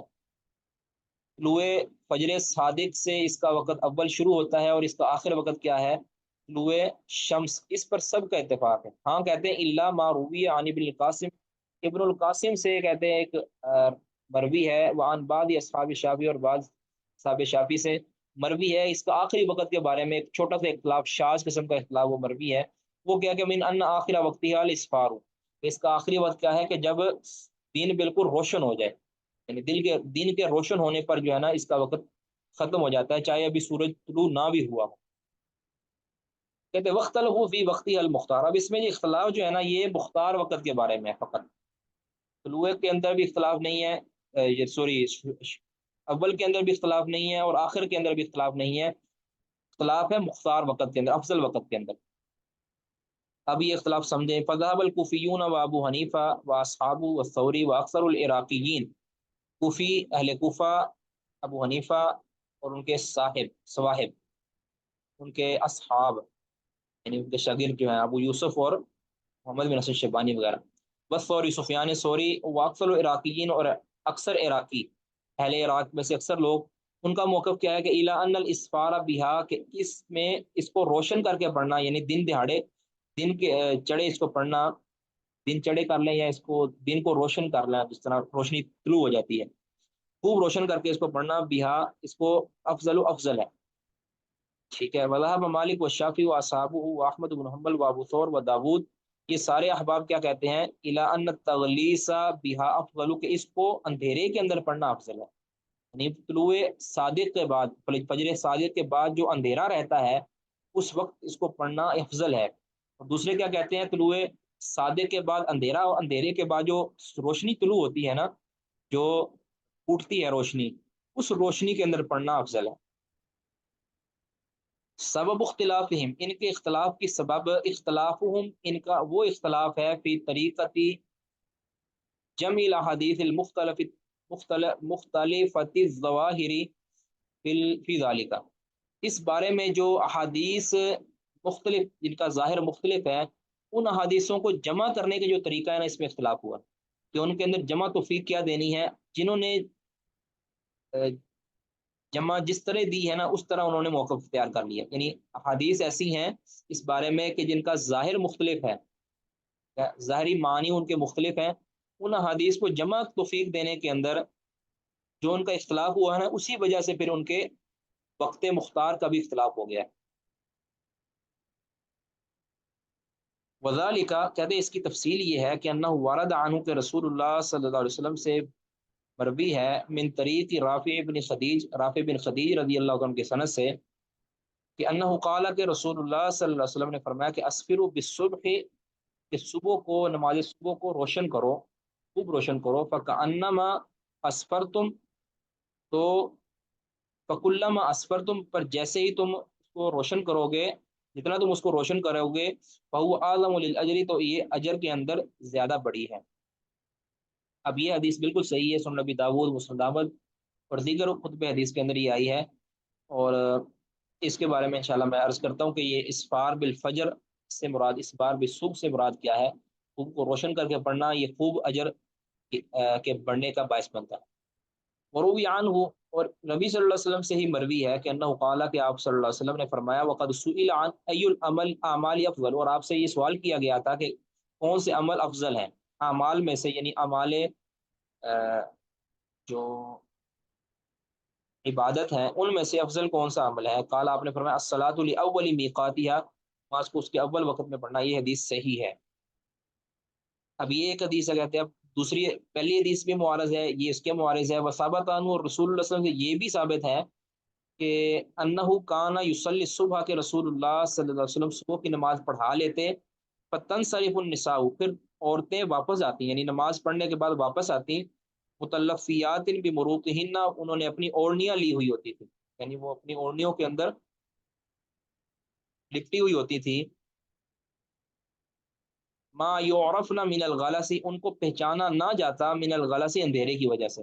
اندھیرے کی وجہ سے ان کی پہچان نہ ہو پاتی، یعنی صبح کی نماز پڑھ کر گھر واپس لوٹتے ہوئے، یعنی ابھی اتنا اندھیرا باقی ہوتا تھا کہ وہ اپنی اوڑھنیوں کے اندر پہچانی نہیں جاتی تھی، اپنی چادروں کے اندر لپٹی ہوتی، وہ پہچانی نہیں جا سکتی تھی۔ ویسے تو عام عورت کو پہچان لیا جاتا ہے نا کہ اگر وہ روشن ہو اور وہ پتہ چل جاتا ہے کہ یہ عورت جا رہی ہے یا یہ فلاں عورت جا رہی ہے، اگر کسی نے اس کو دیکھا ہوا ہو پہلے، یعنی خاص طور اپنے گھر کی عورتوں کو تو بندہ پہچان سکتا ہے نا، تو ان کو پہچانا نہیں جا سکتا تھا اندھیرے کی وجہ سے، یعنی ابھی آپ صلی اللہ علیہ وسلم اس کو نماز پڑھنے کے بعد فارغ ہو چکے ہوتے تھے کہ اندھیرا بھی باقی ہوتا تھا۔ اب یہ حدیثیں، تینوں حدیثیں، دو تو ایک دوسرے سے مطابقت رکھتی ہیں، اور تیسری جو ہے نا وہ معارض ہے، یہ اسفروا بالصبح والی جو ہے نا وہ معارض ہے۔ کہتے ہیں وظاہر الحدیث، کہتے ہیں کہ حدیث کا ظاہر یہی تقاضا کرتا ہے کہ انہ کان عملہ فی الاغلب، کہ نبی صلی اللہ علیہ وسلم کا یہ جو عمل ہے نا، جو یہ سیدہ عائشہ بیان کرتی ہیں کہ انہ کان یصلی صبح والی جو حدیث ہے، کہتے ہیں یہ حدیث، یہ اس کا ظاہر تو یہی کہتا تقاضا کرتا ہے کہ انہ کان عملہ فی الاغلب، کہ نبی صلی اللہ علیہ وسلم کا اغلبی عمل یہی ہوتا تھا، یعنی آپ کا اکثر عمل یہی ہوتا تھا کہ آپ خوب اندھیرے کے اندر نماز پڑھا دیتے، اور نماز پڑھنے کے بعد عورتیں جاتی تھی واپس گھروں کے اندر، تو ان کو پہچانا نہیں جا سکتا تھا اندھیرے کی وجہ سے۔ کہتے ہیں ظاہر الحدیث انہ کان عملہ فی الاغلب، کہ نبی صلی اللہ علیہ وسلم کا یہ عمل اغلب یہی تھا۔ تو فمن قال، جس نے یہ کہا ہے کہ ان حدیث، اب یہ آگے اس کے اوپر خوب غور کیجیے گا، یہ وجہ ہے۔ فمن قال، جس نے یہ کہا ہے کہ ان حدیث رافع خاص، کہ رافع بن خدیج کی جو اسفر بالفجر والی حدیث ہے یہ خاص ہے، کیا وقولہ، اور یہ جو نبی صلی اللہ علیہ وسلم کا یہ فرمان ہے نا الصلاۃ لاول میقات عام، یہ عام ہے، وہ والی حدیث خاص ہے،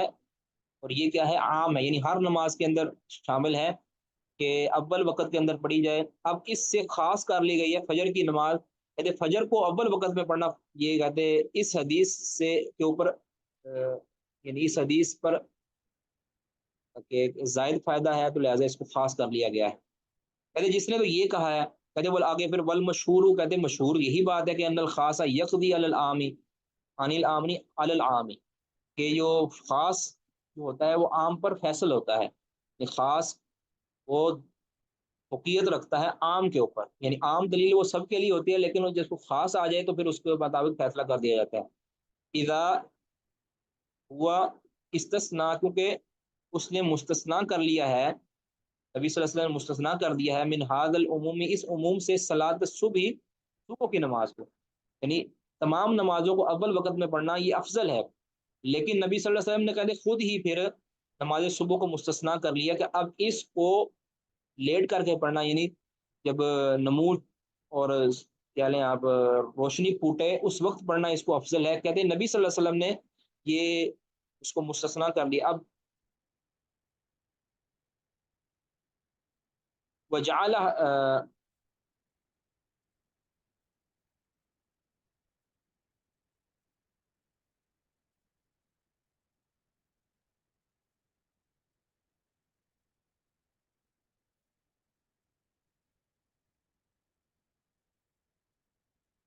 کہتے ہیں وجعل وجعل حدیث، اب اس بندے نے جو یہ کہہ رہا ہے کہ حدیث رافع خاص ہے اور دوسری عام ہے، خاص کو عام پر فوقیت حاصل ہے، اور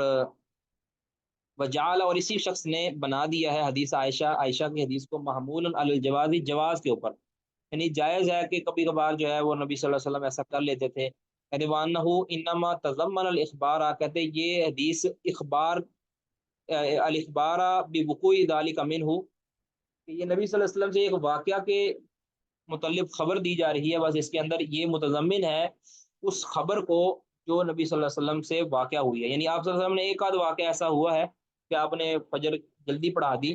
کہتے اس کو یہ متضمن ہے حدیث، اس یعنی جس شخص نے یہ موقف اختیار کیا نا کہ یہ حدیث عام ہے رافع والی، یعنی بقول ان اس کے مطابق، یعنی احناف، احناف جو یہ کہتے ہیں نا کہ نماز فجر کو مؤخر کرنا، یعنی تھوڑا مؤخر کرنا یہ افضل ہے، اسفرو بالفجر والی حدیث، کہتے ہیں ان کے نزدیک اسفرو بالفجر والی حدیث خاص ہے، یعنی اس مسئلہ کے اندر وہ خاص ہے، اور یہ ظاہر بات ہے کہ خاص کو عام پر فقیت حاصل ہوتی ہے۔ کہتے ہیں اس نے پھر حدیث عائشہ کا جواب یہ دیا کہ یہ محمول ہے جواز کے اوپر، اور جواز کے اوپر معمول اس طرح ہے کہ نماز تو ہو جاتی ہے اس وقت یہ تو سب یہ بھی کہتے ہیں نا کہ نماز تو اس ٹائم ہو جاتی ہے، جس طرح یہ پڑھتے ہیں رمضان کے اندر پڑھتے ہیں کہ لوگ سو جائیں گے ورنہ، کہتے ہیں جواز پر معمول ہے، اور یہ نبی صلی اللہ علیہ وسلم کا جو ہے نا ایک آدھ واقعے کو متضمن ہے کہ آپ سے یہ واقعہ ہوا ایسا کہ آپ نے وقوع کے متعلق خبر دی ہے، ایسا نہیں ہے کہ لا بانہ کان ذالک غالب و احوالی، ایسا نہیں ہے کہ یہ کان ذالک غالب احوالی کہ نبی صلی اللہ علیہ وسلم کی غالب عمل یہی تھا، یہ اکثر آپ وسلم ایسا کرتے تھے، ایسا نہیں ہے، بلکہ یہ نبی صلی اللہ علیہ وسلم کے بس واقعہ، آپ صلی اللہ علیہ وسلم کے ایک فعل آپ نے ایسا کیا ہے اور آپ نے جواز، بیان جواز کے لیے ایسا کر دیا ہے، تو آپ علیہ الصلوۃ والسلام سے یہ خبر جو ہے وہ نقل کی ہے سیدہ عائشہ نے،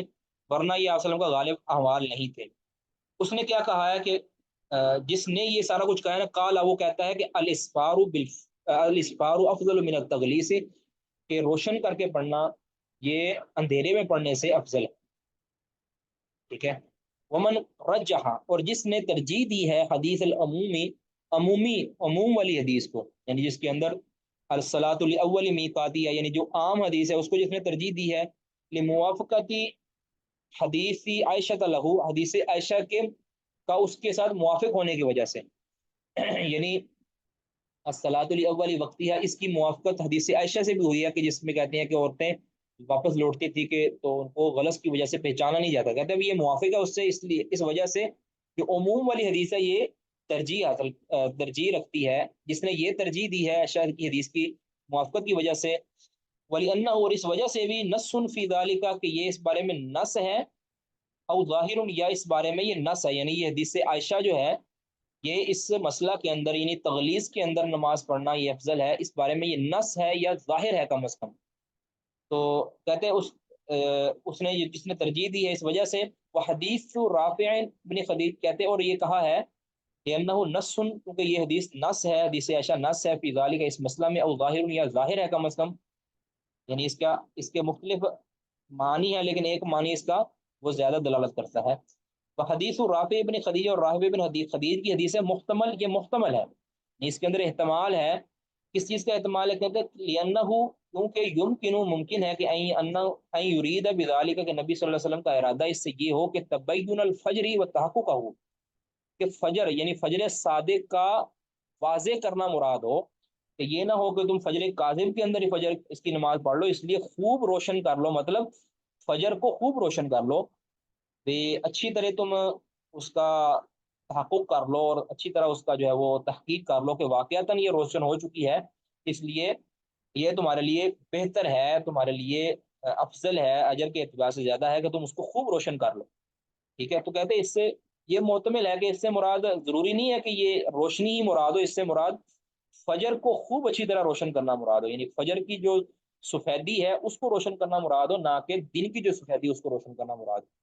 تو لہٰذا کہتے ہیں یہ محتمل ہے رافع بن خدیج کی حدیث، فلا یکون بینہ و بین حدیث عائشہ تھا، لہذا کہتے ہیں حدیث عائشہ اور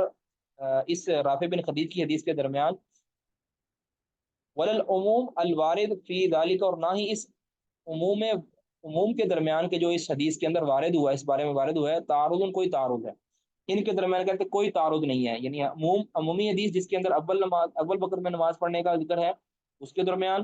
حدیث عائشہ جس کے اندر غلط کے اندر نماز کا ذکر ہے اس کے درمیان، اور جس کے اندر اسفر بالصبح کا ذکر ہے، کیونکہ اس سے کہتے ہیں احتمال یہ ہے کہ اس سے مراد کیا ہو، فجر کو ہی خوب روشن کرنا ہو، نہ کہ دن کو روشن کرنا ہو، یعنی روشنی کو روشن کرنا مراد نہ ہو بلکہ فجر کی جو سفیدی ہے اس کو روشن کرنا مراد، کہتے ہیں اس وجہ سے کوئی تعارض نہیں ہوگا۔ قالا، کہتے اس نے کیا کہا ہے، جس نے ترجیح دی ہے نا اس حدیث کو، حدیث عائشہ کو اور حدیث عموم کو ترجیح دی ہے، کہتے ہیں وہ کیا کہتے ہیں، افضل الوقت اولہ، کہ اس کا افضل وقت بھی اول وقت ہی ہے، کہ اول وقت ہی اس کا افضل وقت ہے۔ واما من ذهب، اب آگے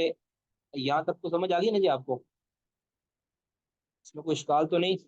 حناف نے کیا ترجیح دی ہے، حدیث رافع بن خدیج کو کہتے ہیں یہ خاص ہے اور دوسری عام ہے، لہذا خاص کو فقیت حاصل ہوتی ہے عام کے اوپر، اور دوسری دوسرے جمہور ہیں انہوں نے کیا ترجیح دی ہے، حدیث عائشہ کو ترجیح دی ہے، اور یعنی اول وقت میں پڑھنے کو ترجیح دی ہے، اس کی وجہ کیا ہے، کہتے ہیں یہ جو حدیث عائشہ ہے یہ اس بارے میں ظاہر ہے یا نص ہے، اور جو اول وقت میں پڑھنا یہ عام ہے، اور عام کو ترجیح حاصل ہوگی، سب کو شامل ہے، اور جو حدیث رافع بن خدیج اس کا جواب یہ ہے کہ وہ محتمل ہے، اس کے اندر ہو سکتا ہے کہ نبی صلی اللہ علیہ وسلم کی مراد ہو کہ فجر کی جو روشنی ہے اس کو خوب روشن کر لو، کہیں تم اس کو فجر کاذب کے اندر ہی نہ پڑھ لو، فجر صادق کو خوب روشن کر لو، یعنی پوری طرح تحقیق کر لو اس کا ثبوت تمہیں اچھی طرح ظاہر ہو جائے۔ تو واما من ذهب، اب کہتے ہیں واما من ذهب الى ان آخر وقتها، اچھا یہ بعد میں بات کرتے ہیں، یاد رکھیں کہ بے شمار احادیث ایسی ہیں کہ رسول اللہ صلی اللہ علیہ وسلم سے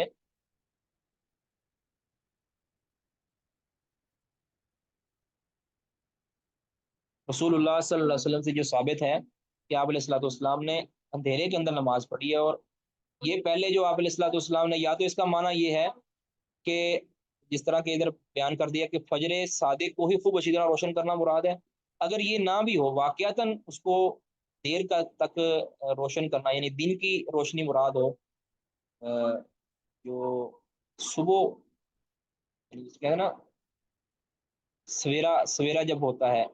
وہ والی روشنی مراد ہو، اگر واقعتاً وہ ہو تو وہ حدیث منسوخ ہے، اس کی وجہ یہ ہے، ایک حدیث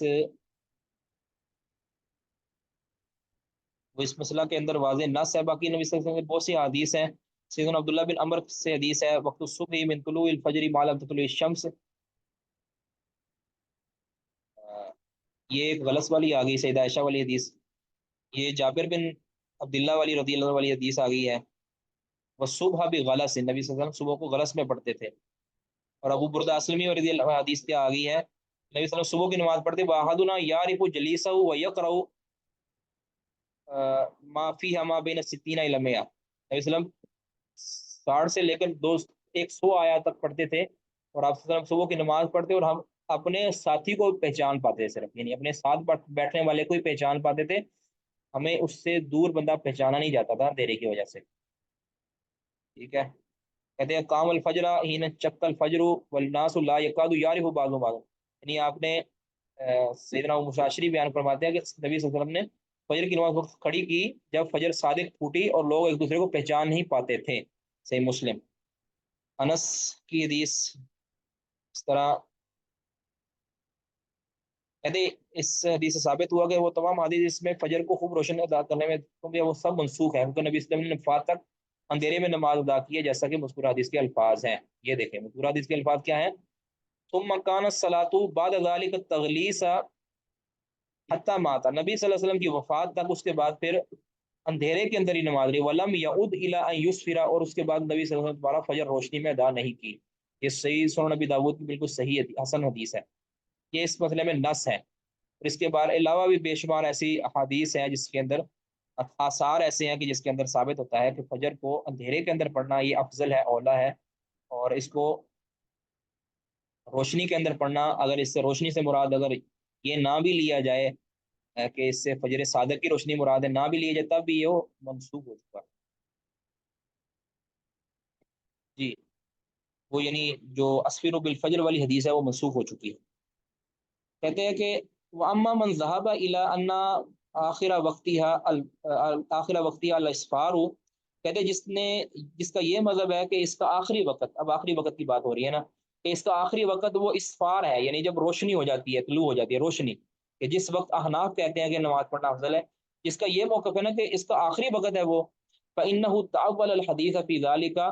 उन्होंने इस बारे में हदीस की तावील ये की है कि अन्नहु लिअहलि ज़ुरूरात, कि वो अहादीस जो है ना अहले ज़रूरात के लिए यानी उज़र वालों के लिए हैं, जानबूझ के उसको मौखर करना ये जायज़ नहीं है उनके नज़दीक।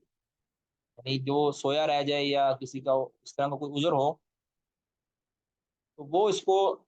इस दिन चढ़े तक जो है ना वो उसको मौखर कर सकते हैं, बाकी उसको मौखर करना जायज़ नहीं करते। आनी कौलहू, यानी नबी सल्लल्लाहु अलैहि वसल्लम का ये फरमान कि मन अदरका रकातम मिन अस्सुबहि क़ब्ल अन ततलुअ अश-शम्सु फ़क़द अदरका सुबह, यानी उसका ये उस हदीस पर उसके बारे में कहते हैं ये हदीस मुतबिक होगी कि जिसने एक रकत सुबह की पाली कबल अन ततलु अश-शम्स, सूरज के तुलू होने से पहले पहले,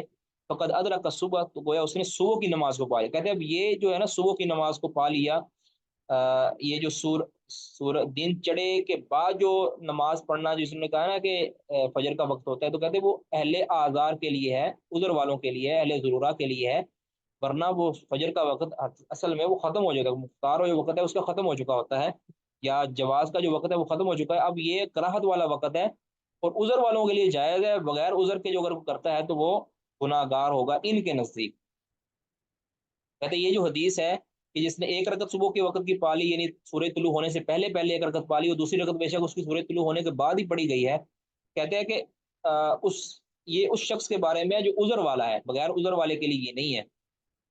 कहता वहादा शबीहुन, ये मुशाबे है बिमा फ़अलहुल जमहूर फिल असरी, उसी के जिससे जमहूर ने असर के अंदर जो किया था, यानी असर के अंदर जिस तरह की तत्वीक दी थी ना जमहूर ने, कि ये जो एक रकत नमाज असर की जिसने पाली सूरज गुरूब होने से पहले, तो कहा था ना जमहूर ने कि उससे ये उस शख्स के बारे में है जो उज़र वाला है, बगैर उज़र के इस तरह मुअख्खर करना ये जायज़ नहीं है, वो गुनाहगार होगा, क्योंकि और जो मुख्तार वक़्त उसका जो असल वक़्त है वो सूरज के जर्द होने तक है, या कि दो मिसल साए तक, ये पीछे हमने पढ़ा है जमहूर ने ये कहा था। तो कहते हैं मुशाबे है उसी तरह है जिस तरह यानी इस्फार के बाद फजर की नमाज पढ़ना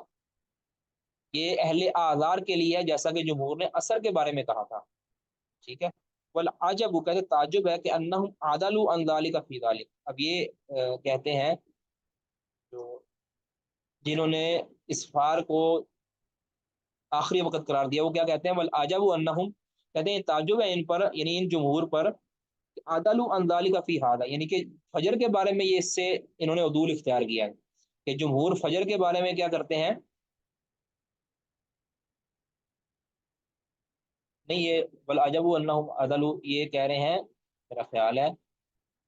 ये इब्ने रुश्द कुर्तुबी कह रहे हैं, बल अजबु ताजुब है इन जमहूर पर, कहते हैं इन उलमा पर, कि अन्नहुम अदलु अन ज़ालिका फी हादा, कि इन्होंने इस मौक़िफ़ से अदूल इख्तियार किया फी हादा फजर के बारे में।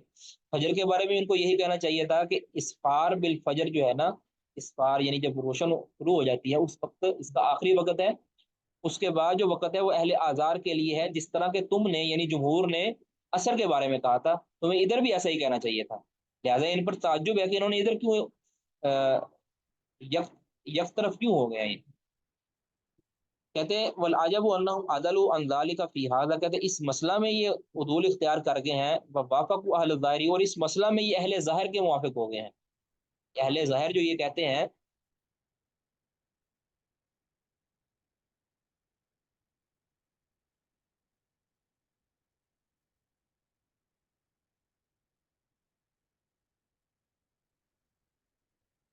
اہل ظاہر کا کہتے ہیں کہ اس کا وقت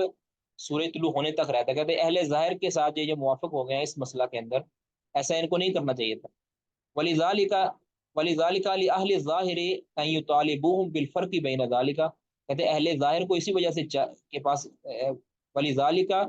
اسی وجہ سے لِأَهْلِ الظَّاهِرِ اہل ظاہر کو چاہیے کہ أن يُطَالِبُوهُم بِالْفَرْقِ بَيْنَ ذَلِكَ، کہ یہ ان سے مطالبہ کریں ان دونوں کے اندر فرق کرنے کا، کہ اہل ظاہر فجر کے بارے میں بھی یہی کہتے ہیں کہ اس کا وقت طلوع فجر سے لے کر غروب طلوع شمس تک ہے، اور عصر کے بارے میں وہ یہی کہتے ہیں کہ اس کا وقت ایک مثل سے لے کر غروب شمس تک ہے۔ لیکن کہتے ہیں جمہور ادھر تو یعنی عصر کے بارے میں تو ان کی مخالفت کرتے ہیں اہل ظاہر کی، اور فجر کے اندر ان کی موافقت کر لیتے ہیں۔ کہتے ہیں اہل ظاہر کو چاہیے کہ ان سے کہیں کہ ان دونوں نمازوں کے اندر تمہارا فرق کی دلیل کیا ہے، ان سے مطالبہ کریں۔ اور لذالک اس وجہ سے لأہل ظاہری اہل ظاہر کو چاہیے کہ ان یطالبوہم، کہ ان جمہور سے جو اس مسئلہ میں تو ان کے ساتھ موافق ہیں لیکن اثر کے مسئلہ کے اندر ان کے ساتھ مخالفت کرتے کہتے ہیں ان کو چاہیے کہ مطالبہ کریں ان سے کہ بالفرق بین ذالک، ان کے اندر فرق کرنے کا، فرق کر کے دکھاؤ دونوں کے اندر تمہارا موقف الگ الگ کیوں ہے جی۔ تو فرق پہلے بتا دیا ہے کہ اس طرف نبی صلی اللہ علیہ وسلم سے کئی ایک احادیث اس والے سے آئی ہیں کہ آپ صلی اللہ علیہ وسلم نے لیٹ نماز پڑھنے والے کو منافق کی نماز قرار دیا ہے، اور اس کے علاوہ بھی مذمتیں آئی ہیں، اور آپ صلی اللہ علیہ وسلم کا کبھی بھی عمل یہ نہیں رہا کہ آپ نے اس کو مؤخر کیا ہو۔ جبکہ فجر کے بارے کے اندر رسول اللہ صلی اللہ علیہ وسلم سے ایسی کوئی وعید نہیں آئی ہے کہ جو فجر کو طلوع شمس تک لیٹ کرنے کے بارے میں ہو۔ باقی یہ ضرور ہے کہ یہ کراہت والا وقت ہے کہ جتنا نماز کو لیٹ کریں گے اتنا افضل وقت سے وہ انسان دور ہوتا جائے گا، باقی وعید کوئی نہیں ہے اس مسئلہ کے اندر۔ ہاں اللہ کہ اس کو جماعت سے چوکنا جو ہے نا، یہ تو ظاہر ہے ہر نماز کے ساتھ تعلق ہے کہ جماعت سے الگ ہونا یہ ناجائز ہے۔ یا کسی کا کوئی سوال ہے تو وہ جلدی سے کر لیں جی، وقت ختم کرتے ہیں، تاخیر کے لیے معذرت جی۔ سبحانک اللہم و بحمدک، اشہد ان لا الہ الا انت، استغفرک و اتوب الیک۔ السلام